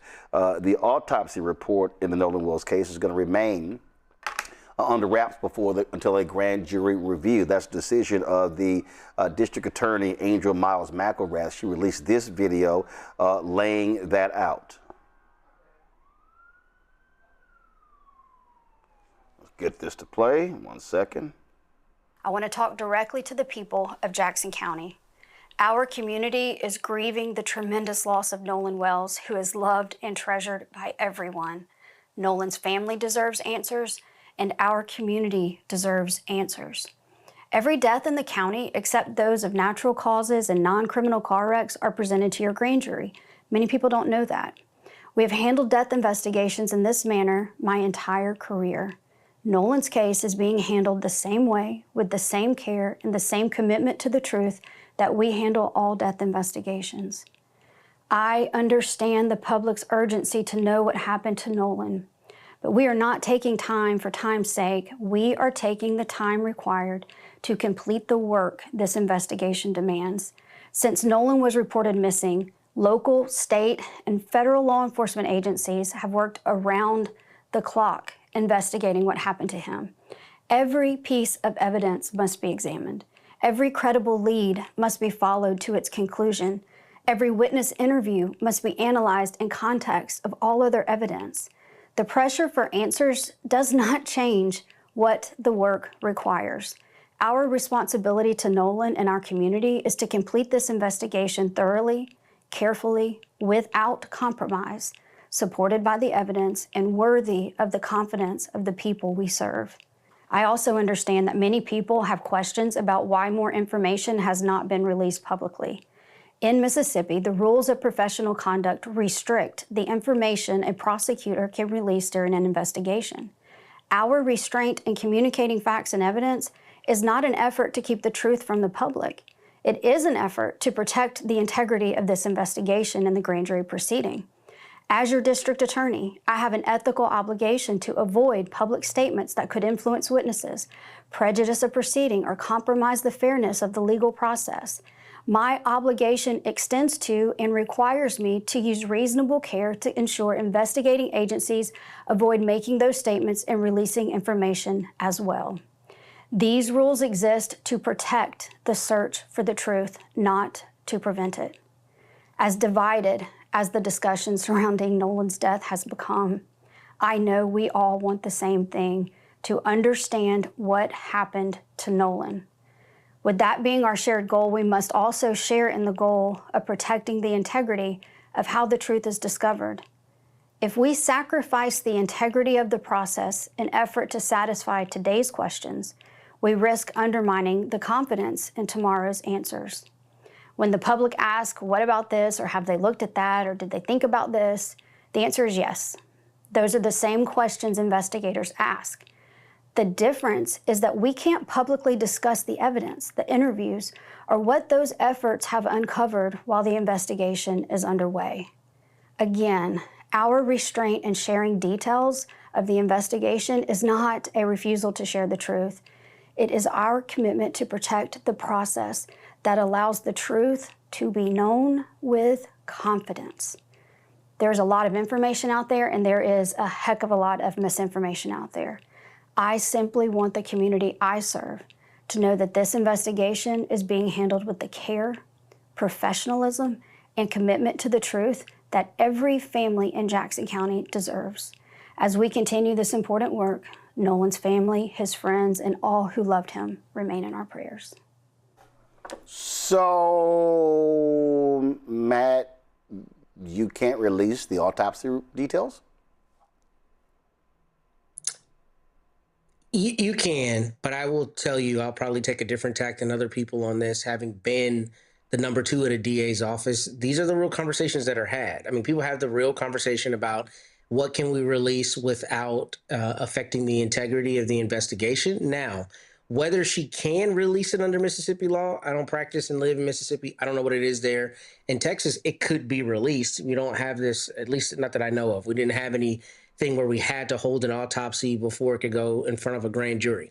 So that may be an election on their part. I do think generally from a law enforcement standpoint, it is smarter to keep information in before it goes to a grand jury, before you disseminate it, especially in a case that is a high profile case. I mean, I just think that that's their ethical duty to try to be good stewards of the case that they're building.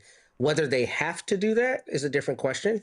Whether they always do that is a different question. I don't know those things, but I do know there's some benefit to being smart with that. But I will say on the opposite side of that, every time I see a statement like this, I think about Bob McCullough in the Michael Brown. Yep. And if you remember in those statements, what they tried to do is they tried to get people's assurance that you could trust the process by using the grand jury as this nebulous thing that exists out in the ether. And you can trust what's going to come from it because we took it to the grand jury.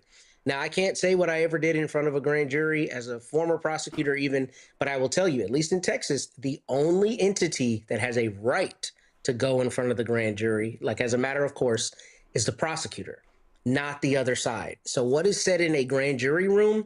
In fact, you might remember with Bob McCullough, they were frustrated. People were frustrated that they weren't actually endorsing a specific charge to the grand jury. They were asking the grand jury to see if they saw something, and then no indictment came for Darren Wilson from that. Now, I will concede, depending on the place that you are, I think sometimes the law is written that a grand jury should recommend a charge. So there's a legal, way to look at that in different regards. But the larger point is, I think sometimes prosecutors in high profile situations use the grand jury as a means of getting heat off themselves. And then if it comes down where there's no indictment, they can say, hey, we gave it to 12 people in the community. They looked at it. This is the mechanism for determining this.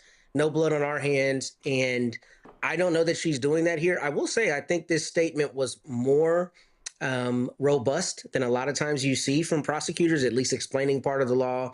But I also recognize that she's got her own interest, which is looking like she's handling this correctly and maybe re-election down the end of at the end of her term. And that calls into question what's actually going on behind the scenes. But I do think there is a valid time to keep information in, especially in a high profile case like this, especially where, there's going to be two contingents of people on both sides of however it comes down. There's going to be a group of people who are happy about the outcome and a group of people who are very unhappy about the outcome. And I think they want to control as much information going out at this point. So it makes sense to me logically, but I also think that there may be some space where they could totally release the autopsy without running afoul of the law, and maybe they're just choosing not to do that. Well, Candace, Matt decided to take your thunder. I was going to specifically ask you about that St. Louis case in terms of how they were like, well, we just took it to the grand jury and, they decided. I mean, this is giving me shades of that. And grand juries are sealed, right? So we don't know what that process is going to be. That will ultimately give us the decision after the grand jury process is complete. I think the other thing is that so far, they've released everything else. We've already had the police come to a conclusion that there was no foul play involved by like day or 2 or 3 after they found the body. We have information and audio and video and statements and people talking and press conferences. And now you want to stop at the autopsy? So we are already in a position where we have talked about this and any other case so much that your idea of an impartial jury and the Sixth Amendment right to a fair and public trial, it's already kind of diminished, right? We know that people are going to go in there and they're going to have to be reversed in terms of their thoughts because everybody has information about this case. And you're supposed to go inside, say, as a potential person as on a jury, as an impartial juror, someone who can clean the slate and go in there. So even we have all this information, give us the autopsy too, because we have so much already. It doesn't matter. We have too much that we've been discussing. Even with what the autopsy has given us so far, this red spot at the back of Nolan's neck, we've been talking about that for days now. Everybody, everywhere, people who could potentially be on the jury and everything. We also know this about what happens in a court of law. Who knows what evidence is even going to make it inside of the trial if it goes to trial? It all goes through a process where really the evidence you have to go through a process, and certain evidence makes it and certain evidence doesn't. So we don't even know what's going to be considered. So we might as well see what all of it is, because this is all part of the process in terms of us being taxpayers, keeping the lights on at the courthouse, paying the prosecutor, paying people who are on the jury. It's our right to see everything, and it's our right as the public to have access to everything starting now. Michael? Yeah, Roland. This does seem like somewhat of a diversion to take heat off of the district attorney's office, take heat off of the Jackson County Sheriff's Office, because we still, not only are we still waiting on the autopsy, but we're still waiting on the toxicology report from my understanding. Okay. And then if it does go to a grand jury, will there be a suspect? So, you know, I don't know the law there in Mississippi, but I know in other cases, they would at least, like here in the state of Michigan, they would at least release what the finding of the autopsy was. Now, they may not have a big press conference, right, but they may say what the cause of death was based upon the autopsy. Okay, so this doesn't give me a good feeling. Okay, this doesn't, and you know, I hope they do their due diligence. Everybody wants that, but when you start talking about the grand jury, and I understand the process, okay, but grand jury is not all it's cracked up to be, because it's just, as Matt said, it's just the prosecutor there presenting the evidence. You don't hear the other side, so it's not all it's cracked up to be. Well, bottom line is we know what happens here. Y'all, this came in late, and it shows you how stupid Donald Trump is. So he is so upset because the Smithsonian Museum of American History tells the truth that this fool has signed an executive order. Go to my iPad, it's the New York Times, that he's ordering warning signs placed outside of the museum saying they're telling inaccurate history. So it said the unusual directive made through an executive order was a considerable escalation of the president's dispute with the Smithsonian and his history report. The order went so far as to suggest that the signage inform potential museum and visitors of locations where American history is better presented. The administration did not explain where the public would be redirected. Oh, that's great. So it's like, no, Michael, like, no, don't go to the slavery section. No. Go to the white power section. Like, skip that one. It's scary black people that they talk about in there. Warning. You know, is DEI, is revisionist history. They're talking about the country was stolen from Native Americans and built by slaves. Warning, they're lying. So once again, this man is sick. I mean, God, look, I've never seen anything as decrepit, as stupid as Donald Trump, who's ignorant of history but wants to go to war with historians. So just as the parental advisory stickers on music in the 90s and the 2000s caused more people to buy that music that had that type of language, maybe this will cause more people to go to these museums and support them and support black-owned museums as well. Warning, it's scary black people in there. It's Nat Turner. It's the Haitian Revolution. Warning. So what can you say? This is the dumbest white man I've ever seen in my life. I'm sorry. Candace? You should always have somebody in your corner to tell you when you have a dumb idea. He just doesn't have those people. 'Cause he's dumb. Yeah, I mean, this is par for the course. Every single idea he has, he tries to carry it out. And as you said, unsuccessfully, right? Because these signs aren't even complete in terms of what they should go to and what they shouldn't go to. I keep just saying, I'm not surprised, but it's also a lesson to be learned in terms of how he functions and how he just does what he wants to do. It's amazing to see him in action. And I got to be honest, there are a lot of lessons to be learned. You know why? You say something, you do something enough, people will eventually begin to believe in your product and endorse you. And that's how he's gotten a lot of people on his train, because he does exactly what he wants. He's an insane idiot, Matt. Yeah, this is true. Yeah, man, you know you're down bad if you're beefing with the Smithsonian. I mean, that on my God, for 2023. put up some warning signs. I have white fragility. Warning signs at the Smithsonian. See, also, the Smithsonian came about because a British guy left a bunch of money. He hadn't even visited America, a British scientist. So, if you want to tout that a white guy started the Smithsonian. But this is just, absurd. I love the way Candace framed that. He doesn't have anybody in that White House who will tell him that he has a dumb idea. But there's got to be somebody in there like, we're really beefing with the Smithsonian right now. We have bigger fish to fry.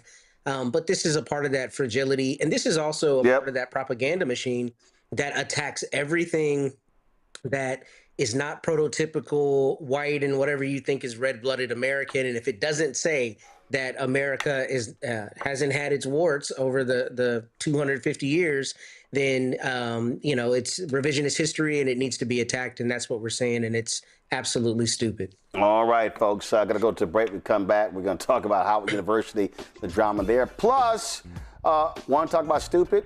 Bill O'Reilly and Geraldo Rivera.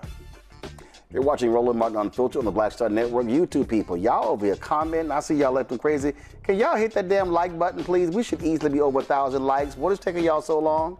We should be at 1,000 when we come back from this break, all right? So get on it. Also, if y'all want to join Bring the Funk fan club, please do so.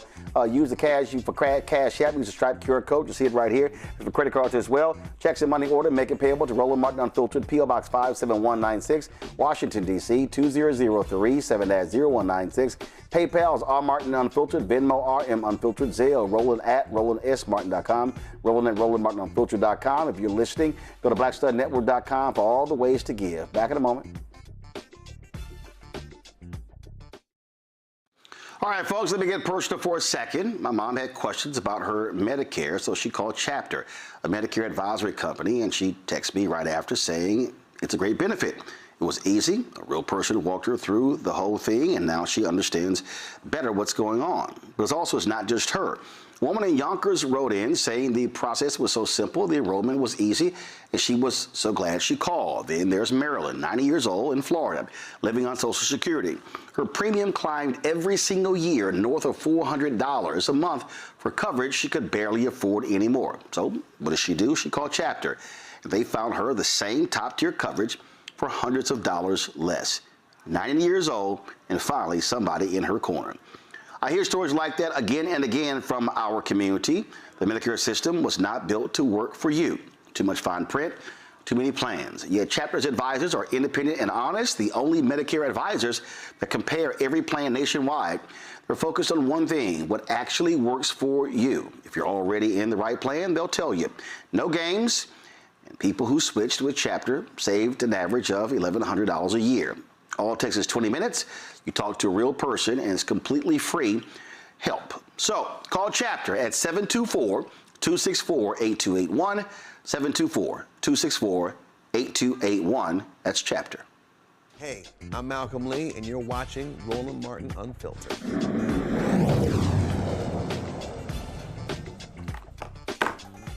All right, folks, it has been 48 hours of a lot of drama at Howard University. More than 500 students were disenrolled due to failing to pay fees, and folks have been all over the place. Lots of blame game. A video was posted on social media of a parent who went to Howard, who went to physically to the university to pay, but they wouldn't let her pay. So it's just been crazy. And one of the things that also that I need to go ahead and say this here, Howard University, what's the point of having a communications department if you don't communicate to the people? Listen, written statements, I get it. But why do you pay people, a VP for communications and other public information officers, if you're not publicly coming out and explaining to people what's going on so they understand? It's only to your benefit. That's the point of an office of communications. How about you communicate? Folks, on Thursday, the Esther Funding Foundation announced its full support for Howard students by offering financial resources. It was founded in 2023. The organization aims to prevent college dropouts among first-generation minority and low-income students. Shayna Vincent is the executive director and founder of the Esther Funding Foundation. She joins us right now. Glad to have you here. So, all right, what the hell do you make of all of this? And listen, I'm going to play a video in a moment. Dr. Erin Lynch, she posted a video on Instagram where she said, listen, there's some responsibility on the side of students and parents to make sure they are following up with the right information. But there's also responsibility on Howard University side. Absolutely, absolutely. Thank you so much for having me and just for allowing Esther Funds Foundation to be a part of this very important conversation. Again, my name is Shayna Vincent. I am the founder and executive director of Esther Funds Foundation, also known as EFF. We are a 501c3 nonprofit organization working to prevent college dropouts by helping students overcome financial hardship and emergencies. As a proud Florida A&M alumni myself and an HBCU graduate, this issue is deeply personal to me. For the past several years, I have had the opportunity to directly work with college students and help them navigate financial challenges and emergencies. So I am grateful for the opportunity to discuss who we are and how EFF is supporting effective Howard University students. So how are y'all helping them and how much money have you already doled out? Yes, absolutely. So EFF recognizes how stressful and discouraging this situation is for effective Howard University students. One way that we are currently helping students is through our EFF Howard Help Desk. So this desk provides private consent-based support to effective students. EFF helps each student organize their timeline, identify missing information, and gather relevant documentation and contact the appropriate Howard office, and also prepare a clear advocacy or reinstatement request. We also have started a public petition, and we are asking that Howard reviews each case in a timely manner as we've been working with students for the last few days, and students have saying they've heard nothing from Howard since being unenrolled. How many Howard students are y'all currently working with? So as of right now, Esther Funds Foundation, our help desk has received over 56 verified student cases. Gotcha. 56 student cases. And how many of those 56, how many have y'all helped resolve? So we're currently working on all cases. Right now, we've only been able to reinstate one student. But again, we have no authorization on actually reinstating the students. That's up to Howard, but we're able to at least help students organize their case. All right. So folks, if folks want to reach out to you, how do they do so? Yes, students and family and parents can reach out to nationals@estherfundsinc.org. We also have organized an emergency balance relief fund. So we're currently raising funds to help eligible Howard students with verified balances to pay off their balances if that is affecting them from returning back to Howard. Got you. Real quick from the panel, any questions? No questions. Well, I'm wondering. Just thank you for helping. Go ahead, Candace. I'm just wondering, what is the miscommunication that you are seeing? Because often, and I went to Howard, Matt and I know about the A building and the administration building. We can talk about that another time. But, oftentimes these cases and financial aid are pending. Or information is not communicated, the system is not caught up. I mean, I can't believe we're still talking about this in 2026, but that's how it was when I went there and would be up at 4 a.m. trying to get in line in order to talk to someone. So are you finding that that's what the consistent story is that it's a financial aid pending problem, or is it a miscommunication problem? They just didn't know. What are the 56 people telling you? So students have communicated that they are waiting for aid to post. They stated that Howard said that they had until August 3rd, I believe, or a date in August to get their balance paid, but then they unenrolled them at an earlier date. So they were a little confused on that. Howard said it repeatedly communicated that requirement over the last few months since March, but students were just letting us know that they thought they had an extended deadline to get that completed. Yeah, that's exactly why we need a real spokesperson. Sorry. Yeah, absolutely. Matt, you want to say something? Yeah, I was just gonna thank you, Shayna, for you and your team helping students. Having been an alum myself of Howard, Candace is exactly right. This was an issue, unfortunately, when I was there back when I graduated in 2008 and before. So it's a perennial issue, and there is kind of dual responsibility. But I'm glad there are organizations like yours that help, because this really imperils a lot of students' matriculation through the university. So I'm glad there's someone there trying to help them.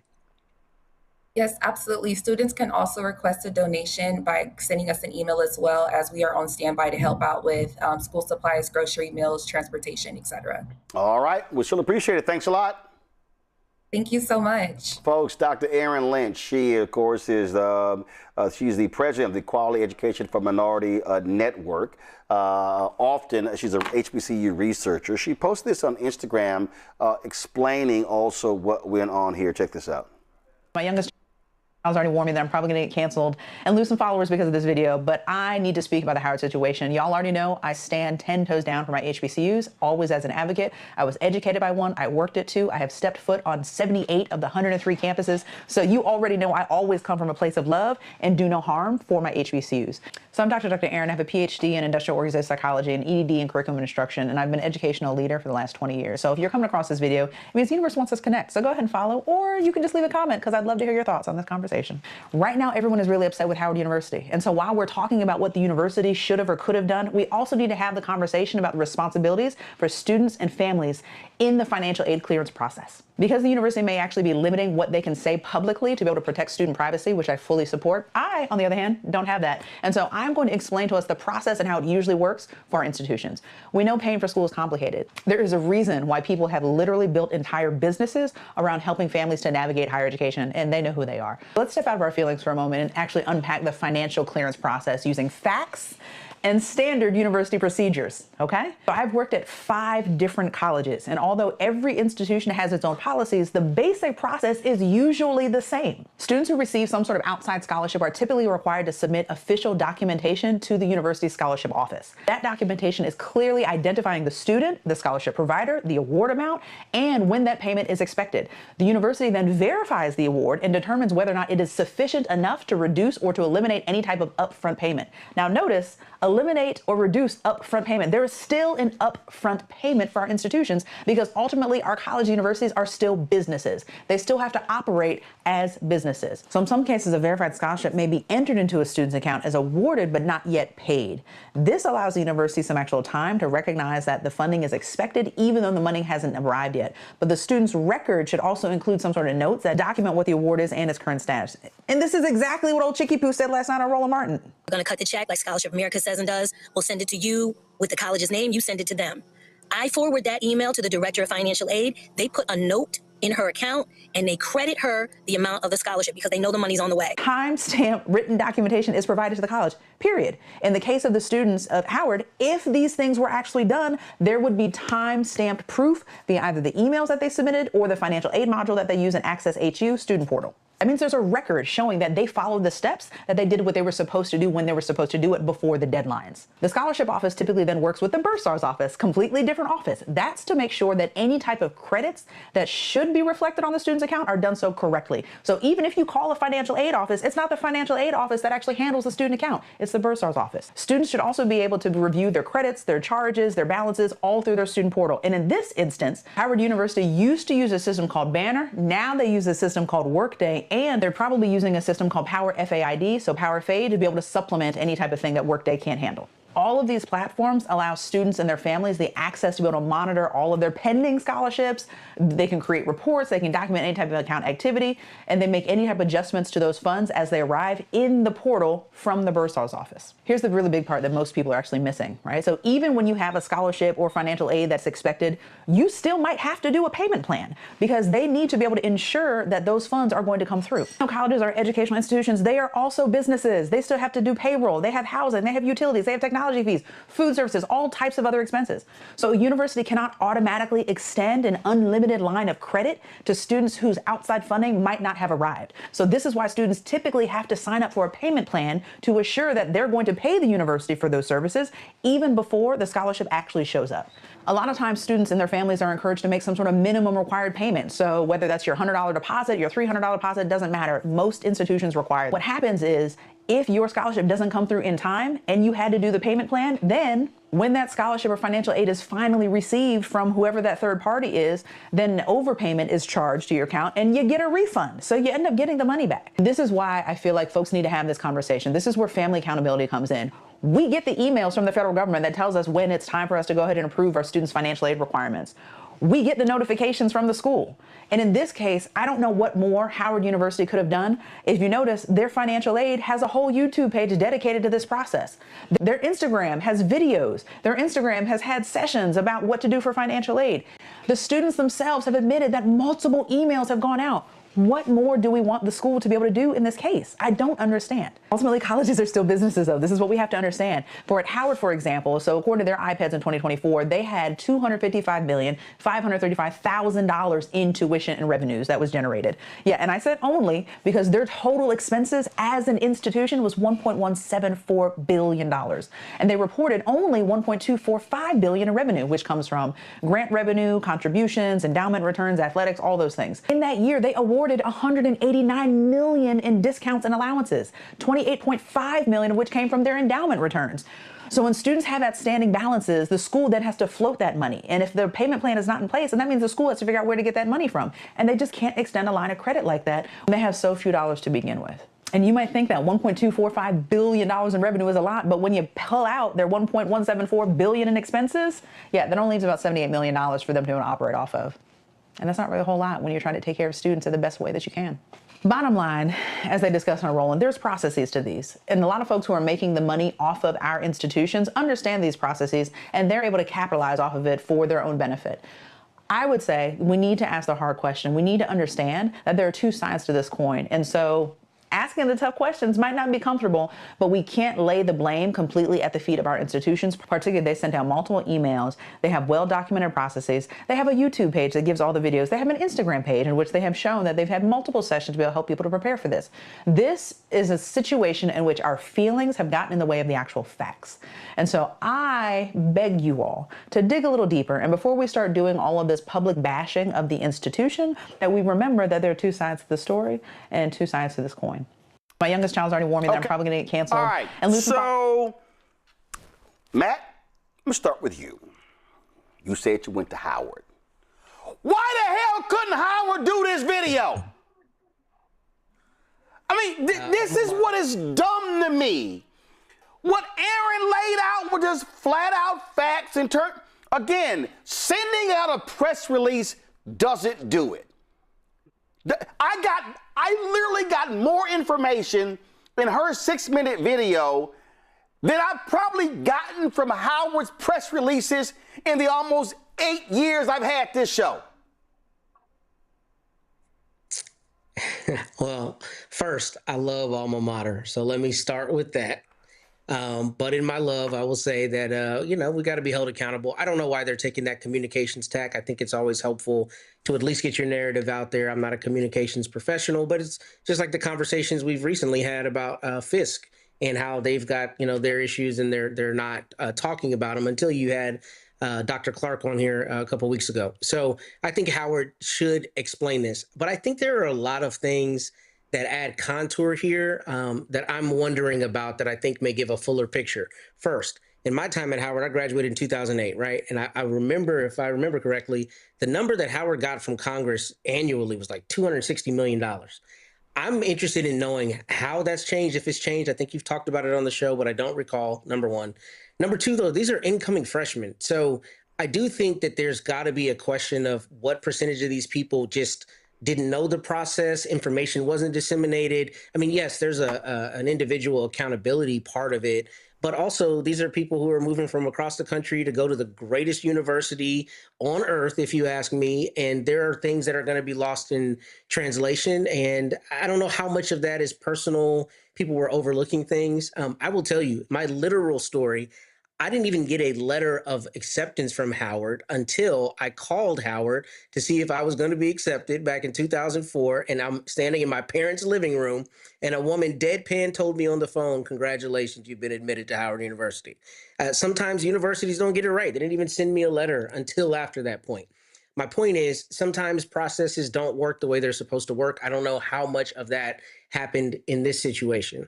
But the other problem is Howard is a unique institution in that I think it gets obviously outsized attention on the university. I think it's the largest HBCU, but we're also an HBCU that commands a lot of influence. No, it's not. Honest. And I think, no, it's not. I think, yeah. No, it's not. I think it's not the largest HBCU. Oh, I thought it was. I thought it was. No, it's not. It hasn't been the largest HBCU in years. It's not the largest HBCU. No, it's not the largest HBCU.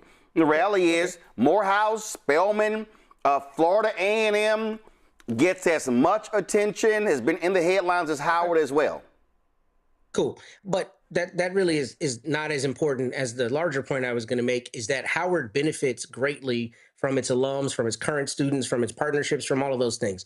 So my point with that is I don't think it's a one-to-one comparison of just, dollars and cents in terms of whether the university has a benefit to floating lines of credit. Now, that can't be interminable, no question. But I mean, the reality is at any institution, in my time at Howard, there were people who never had financial aid issues. There was always somebody who could find the money. There was always a way to make their account balance. And that's the reality of how things work. And I think Howard benefits from a student body that is, very enterprising, like a lot of the other schools you mentioned. And I don't think it's as simple as just dollars coming in, dollars going out. But knowing more about the phenomenon, I think it's hard to analyze this in a vacuum. But the problem that you have here, Candace, we're not talking 30 or 40 students. We're talking 500. That's a lot of people. And there are many universities that have incoming students who have to pay balances. And this is not the first year Howard has had to deal with this. Last year, there was a massive drama over students who were graduating who found out that they had owed fees from a year or two earlier. Well, we had an intern here who was in tears because, what was the number, Carol? I think they hit her, they hit her, like she's 2 days from graduation. They're like, "Oh, you owe $6,000. And she was no, it was like a week before. And another one of our interns, literally her parents had to go apply for a loan to pay the money off so she can walk across the stage, and here the family already bought tickets. All I'm saying is, if you keep having these issues, you have an internal problem.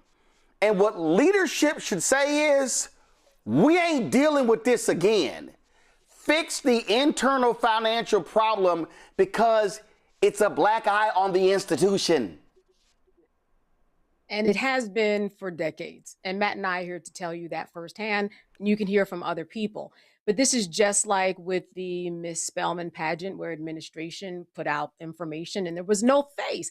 I'm paying $60,000, $70,000 a year. You've got a marketing, a PR department, as you said, communications department, and no one can talk about this, answer questions, do a presser for me, go live on YouTube and TikTok and answer. No one can do that in 2026. You're just going to have all of these students that are just going to flail. Like you said, the woman that you just played, she gave a very good explanation as to what was going on. But here's another thing that we have to remember about students, and I've been teaching them for 25 years. Some of them just don't get it because this is all new to them. They might be the first ones going to college, or maybe even their parents have gone to college, but they're trying, they're out there working and they're trying to figure out how to pay this $60,000, $70,000 bill if they're living on campus. I have students who don't go to class, and that's in every university. How does that not connect? That's because these students are used to working in a different context and understanding that, when you pay bills to PSE&G or T-Mobile or what have you, they give you a little bit of time. They give you a little bit of waiting, and they're trained in that way, and they don't understand at all the process, because even people at Howard or Harvard, it doesn't matter, Florida A&M, even they don't understand the process. as she said, there are people who are making money to make people understand the process. It is so difficult and convoluted. Parents don't understand it. Students don't understand it. They just are ready and hopeful and dreamy that they got into the college and that hopefully when they get to the A building at Howard University, that someone will hear their case. It's hard to get anybody to pick up the phone. You got to go down there and stand in line. And if you're in Wisconsin and you're waiting to go in, you know, you're not going there now. You're waiting to come in mid-August when you're going to be admitted and move into the dorm. So like you said, it's all just a mucked up system that I cannot believe they have not fixed after all of these decades. Other schools have done it.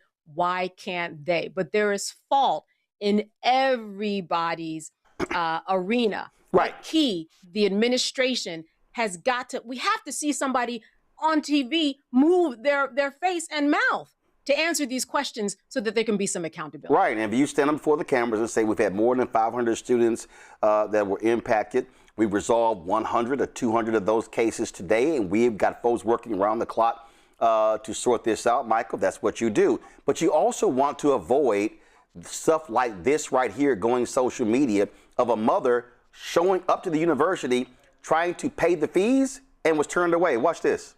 I'm so sorry. I'm so sorry. I know. Her balance is practically zero. Her scholarship came in today. She only owes $1,400. I told them I will pay this now.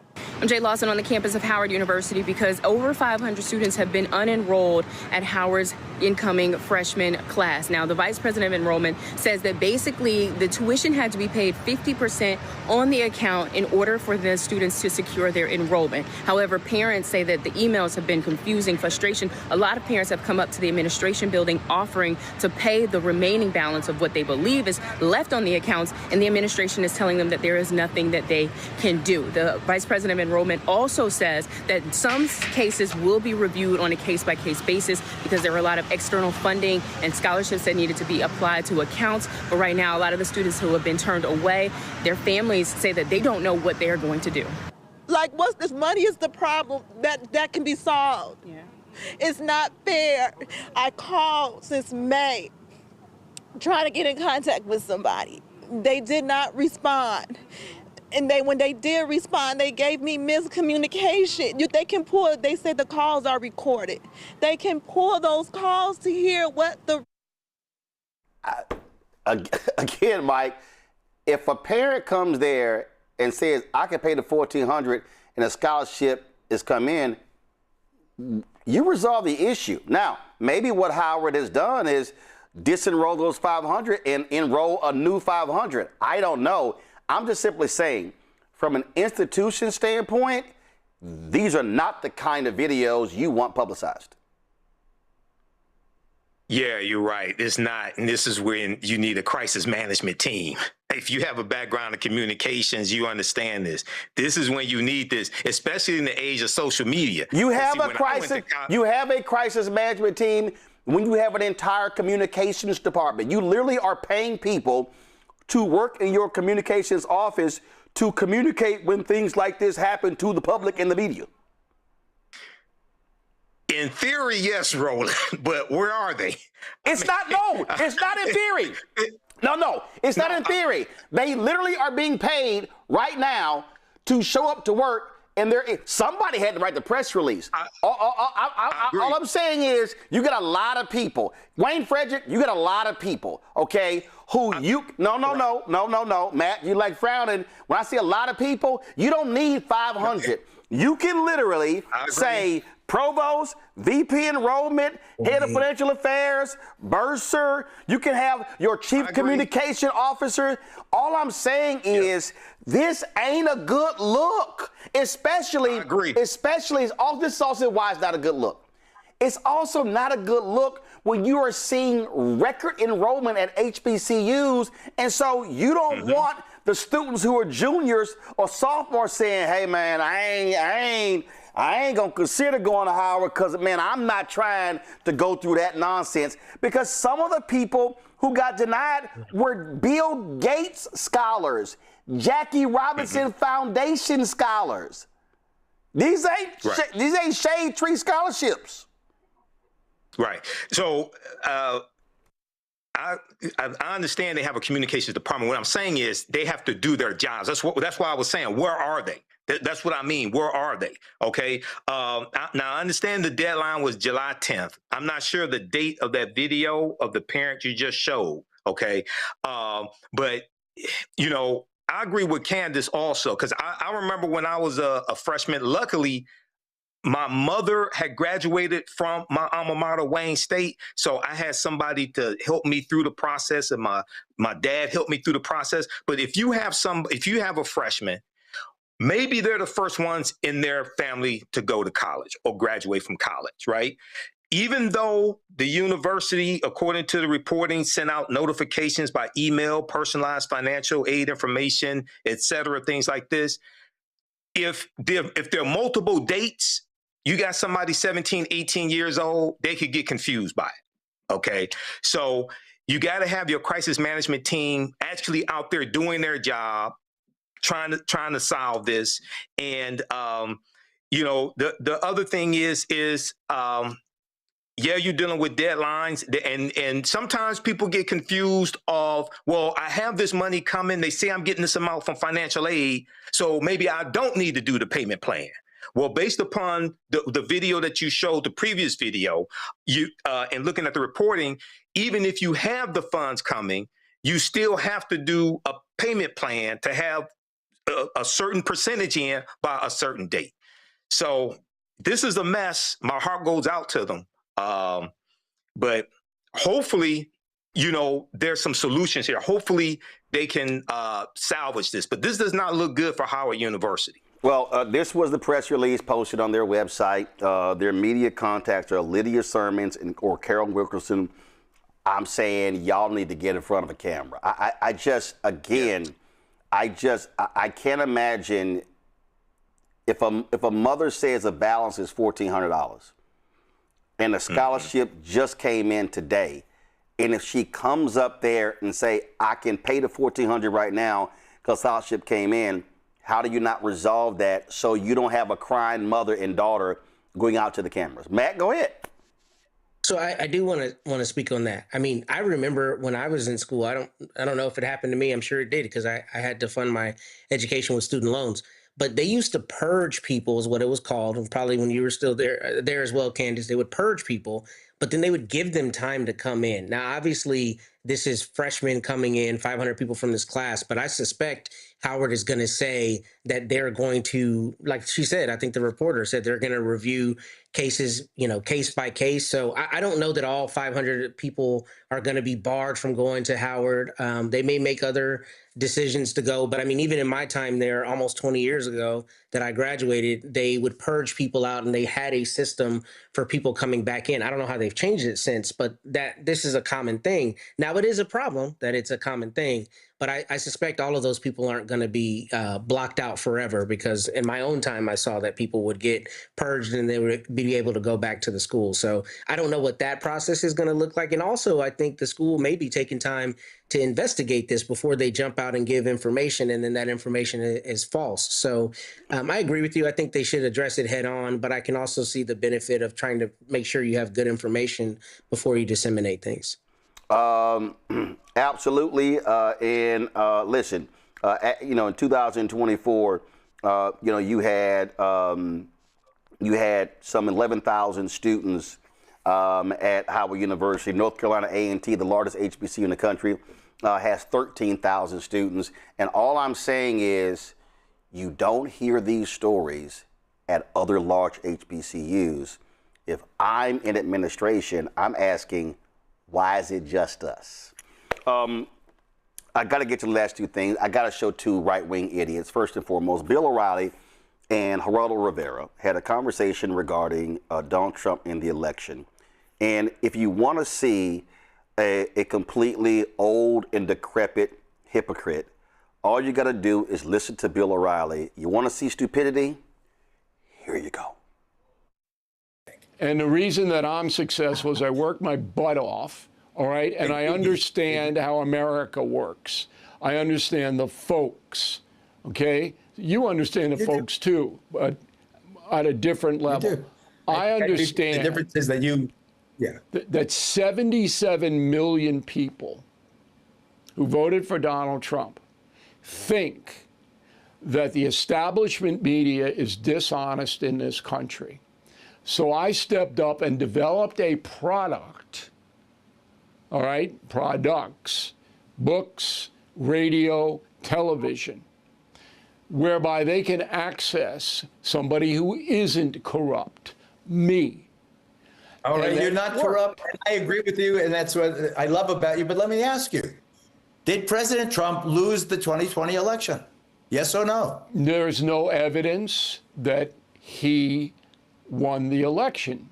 So evidence is, and you know this because you're a lawyer. Like he lost. Evidence is that you can take it to a federal grand jury and litigate whatever the crime may be. That has not happened. That is a fact. Okay? So there isn't evidence in play. There's no evidence that he won the election because he lost the election. Okay. He lost and it. You're entitled to that opinion. He unleashed this anarchy on the capital of the heart He of didn't the do democracy. that just happened.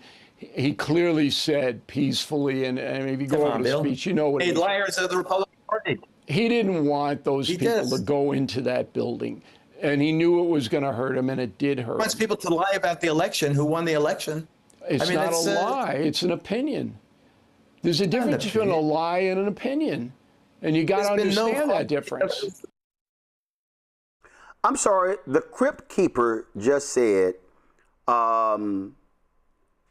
I started all these products because the media is corrupt so people can get the truth.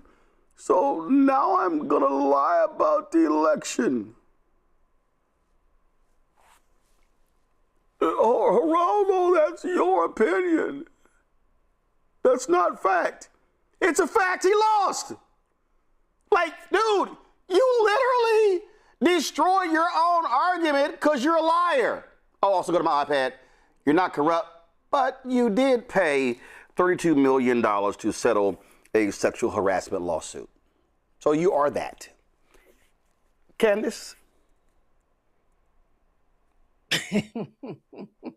You know, this is evidence of why we are seeing what we see in this United States of America, because we continue to be built upon these two ideas that either Trump won or Trump lost. I mean, this is really just an indicative of what's going on in America. I am not surprised by their exchange. He does have a point that an opinion and a lie in terms of the court of law will be treated differently in a court of law. I will give him that. There's case studies and there's law, Evans and Novak, if anybody wants to look it up. But this is not surprising that they would be arguing like this. It really sounds like they're just filling time too. It doesn't even sound like they're taking themselves seriously. It doesn't sound like they think anybody would actually take them seriously. The fact that they're both still on air, I think they're both very grateful. And this is why they're on opinion-related shows and not the real news. Michael?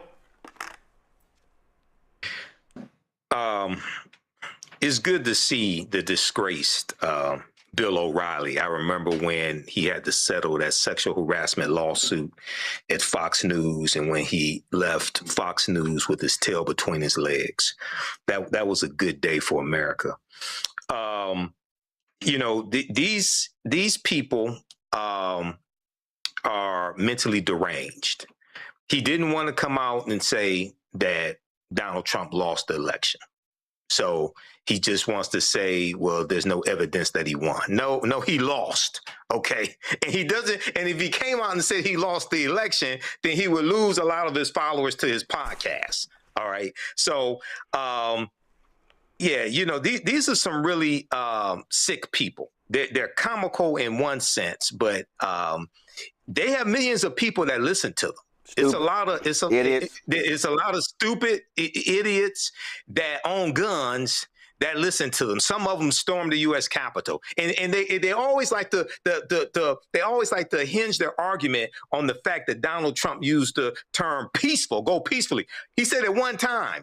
But while they were storming the Capitol and beating the hell out of police officers, Donald Trump sat there in the White House and watched it for 187 minutes and did absolutely nothing. What's peaceful about that, Bill O'Reilly? So the facts just totally contradict the lies that they tell. But once again, these are people that see power slipping through their little fingers. So he sounded like the Grinch. He sounded like a white Grinch. Nah, he's a crypt keeper. Matt? Well, first, I love Michael saying, it's good to see the disgraced Bill O'Reilly. That took me out. Thank you, brother. Hilarious. Only thing I'm going to add is, Candace kind of alluded to something that I think is really emblematic of where we are in this country, and that is the acceptance of the idea that there's not objective truth.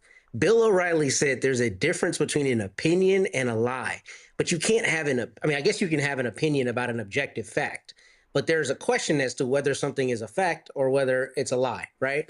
And what we saw in real time on January 6th was people storming the Capitol. What we know is people were prosecuted for that criminal acts occurred. And no matter how much you try to spin it, it is an objective fact that it happened. And I think that denialism is something that has been emboldened by the GOP, all its propaganda, and its consistent push to just undermine the idea of objective truth.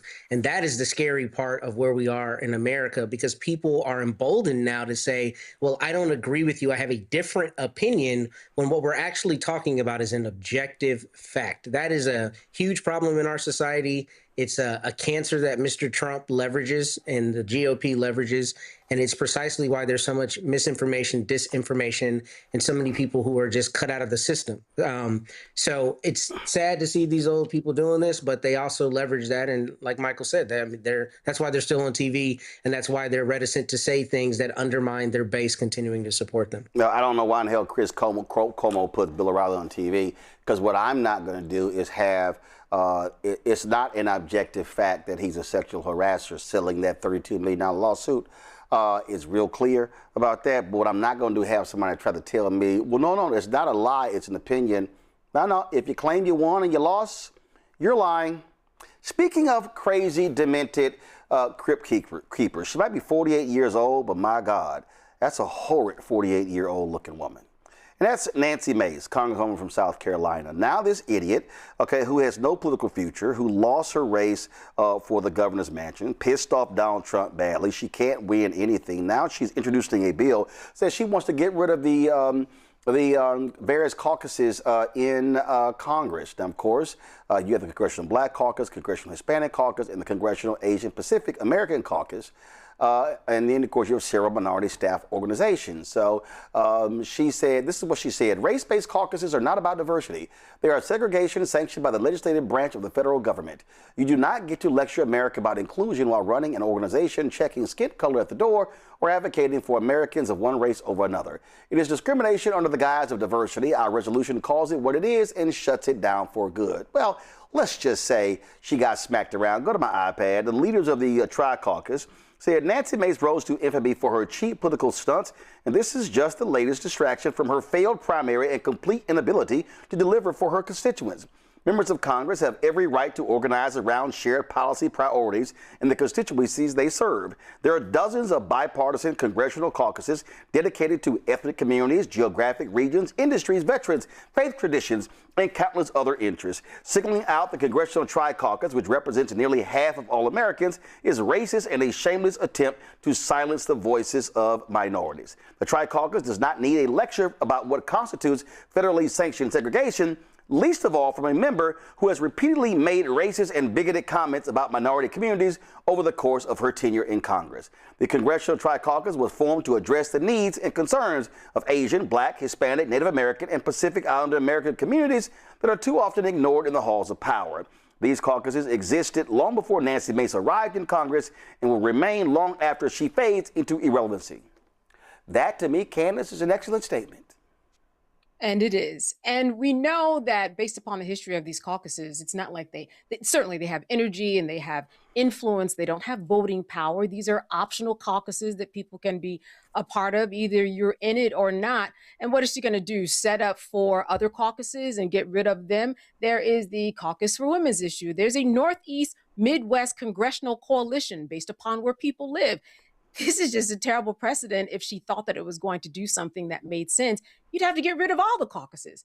They're optional, they're equal powered, and they provide energy to the base and causes that people choose to be a part of, period. So she got told off and told in a way that she was supposed to, in a way that let us know that what she said didn't make any sense and wouldn't have any good standing.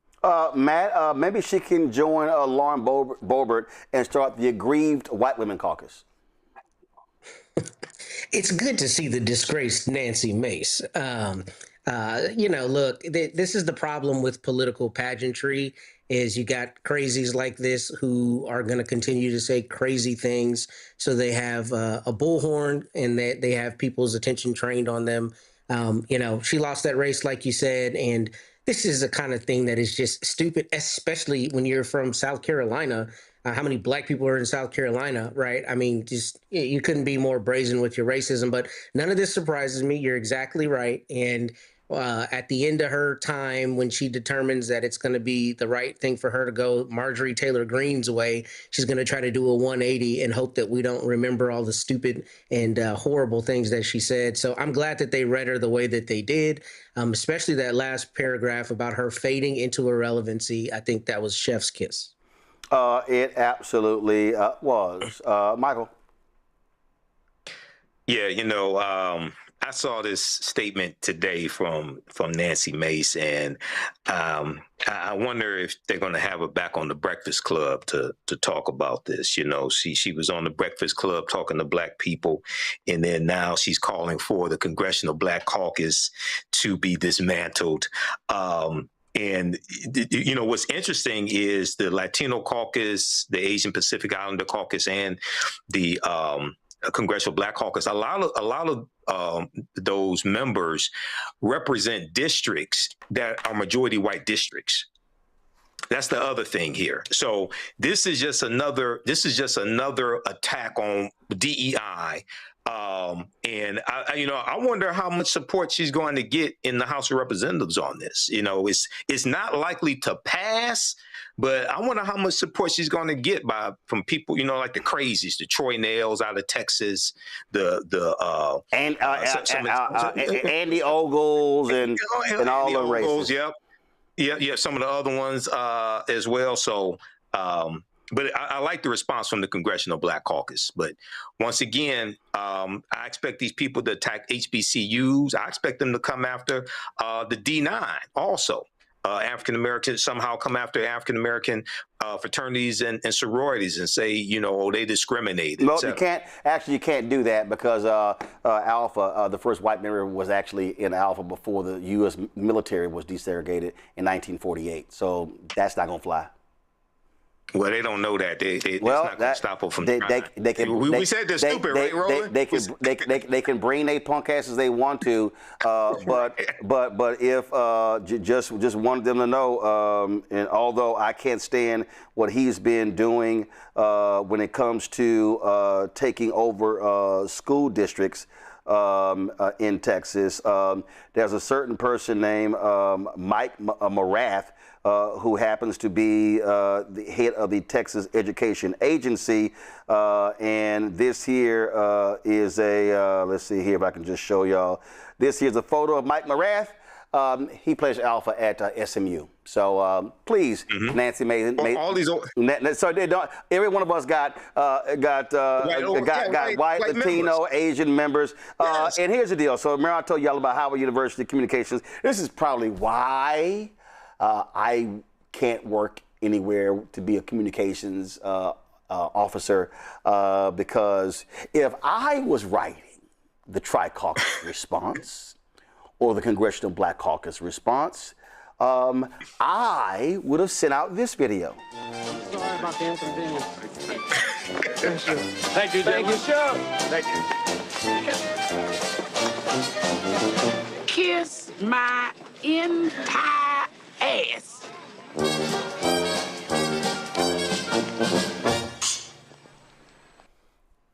That's what I would have sent.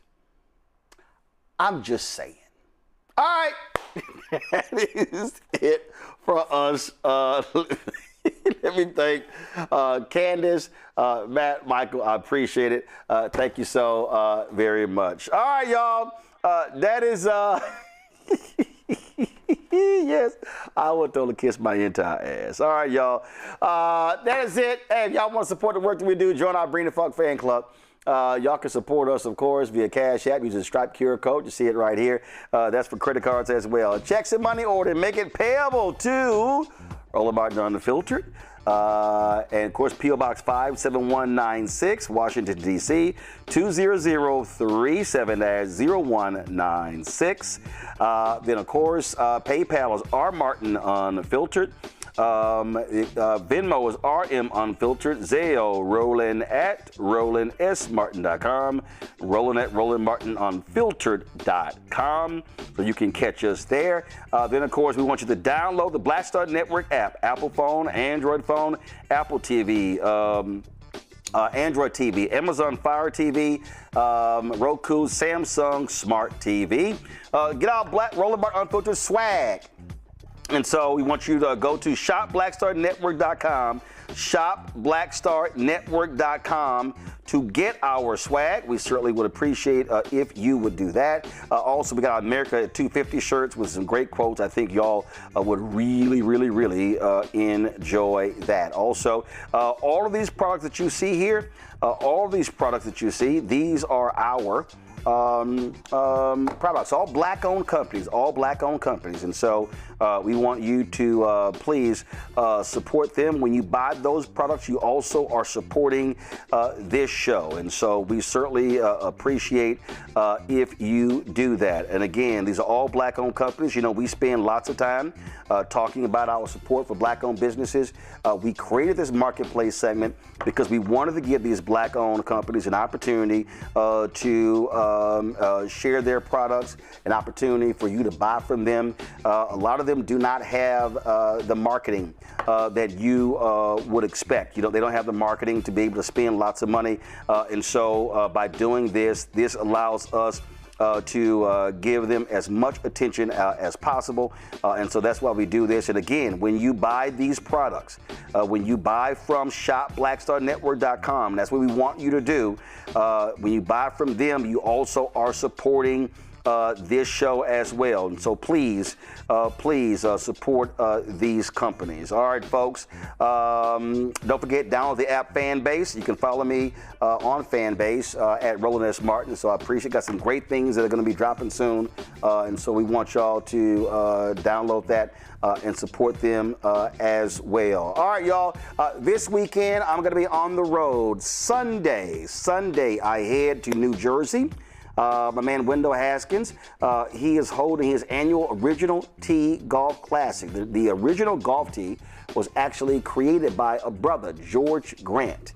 And so this tournament is named after him. Now, Wendell is a huge New York Knicks fan, and so unfortunately, we had to deal with all this blue and orange crap this weekend. But the golf tournament is going to be on Sunday. We're going to be, of course, bringing some great content back and sharing it with you with some of the folks who are going to be there. Then, of course, on the next day, I'm going to be in Detroit. So I'll be broadcasting Monday's show from Detroit. A man, Jalen Rose, who truly has an awful golf swing. He has his 16th annual Jalen Rose Leadership Academy Celebrity Golf Classic. And so at TPC, Michigan. So I'm literally leaving Philadelphia early Monday morning to fly to Detroit to show support for Jalen, but also to do the show from there. He's doing some amazing things there with his charter school. And so I want to be able to show support. And again, show support for Wendell, show support for Jalen as well. And so, the money raised by these charities are benefiting African-American interests. What Wendell does with his golf tournament, that's benefiting African-Americans who are in golf. They've been able to support some amazing golfers over the years. And in fact, if you In fact, if you look at the LPGA Tour, there is a young woman who's on the LPGA Tour. Her name is Amara Avery. Amara Avery, I played with her in one of these tournaments when she was 12 years old. She played in this tournament several times. As a matter of fact, it was an amazing experience playing with her, because in my group was Beverly Johnson, who Wendell had previously supported for the tournament. It was, and then also it was Lee Elder, the great golfer Lee Elder. We were all in the same group. Well, Amara Avery is now an LPGA golfer. She actually plays on their secondary tour. She became the first African American to win on that tour. And in the history of the LPGA Tour, no African American woman has ever won an LPGA tournament. And so she made history there, and so we really look forward. She's been having an amazing year. She went to USC, has been a phenomenal golfer, but she was one of the golfers who actually played in this year. Marcus Bird, a young brother, he's on the APGA Tour. It's an amateur it's a professional tour as well. He's dominating there. He's played in this golf tournament as well, and so that's why I appreciate what Wendell does with this golf tournament, really supporting black golfers, giving them a shot, being able to help them financially, because it's extremely, extremely expensive to actually play golf. And I was actually looking for one of the photos that he sent me of playing with Amari. So yeah, she was 12 years old playing that tournament, and now she's a pro. And so it's a great tournament. So look forward to seeing Wendell and Jalen this weekend. And so again, we're going to have some great content from both to share with y'all right here on the show. Folks, that's it. Y'all have a fantastic weekend. Enjoy yourselves, stay safe, and remain unapologetically black. I'm going to see y'all on Monday. Holla!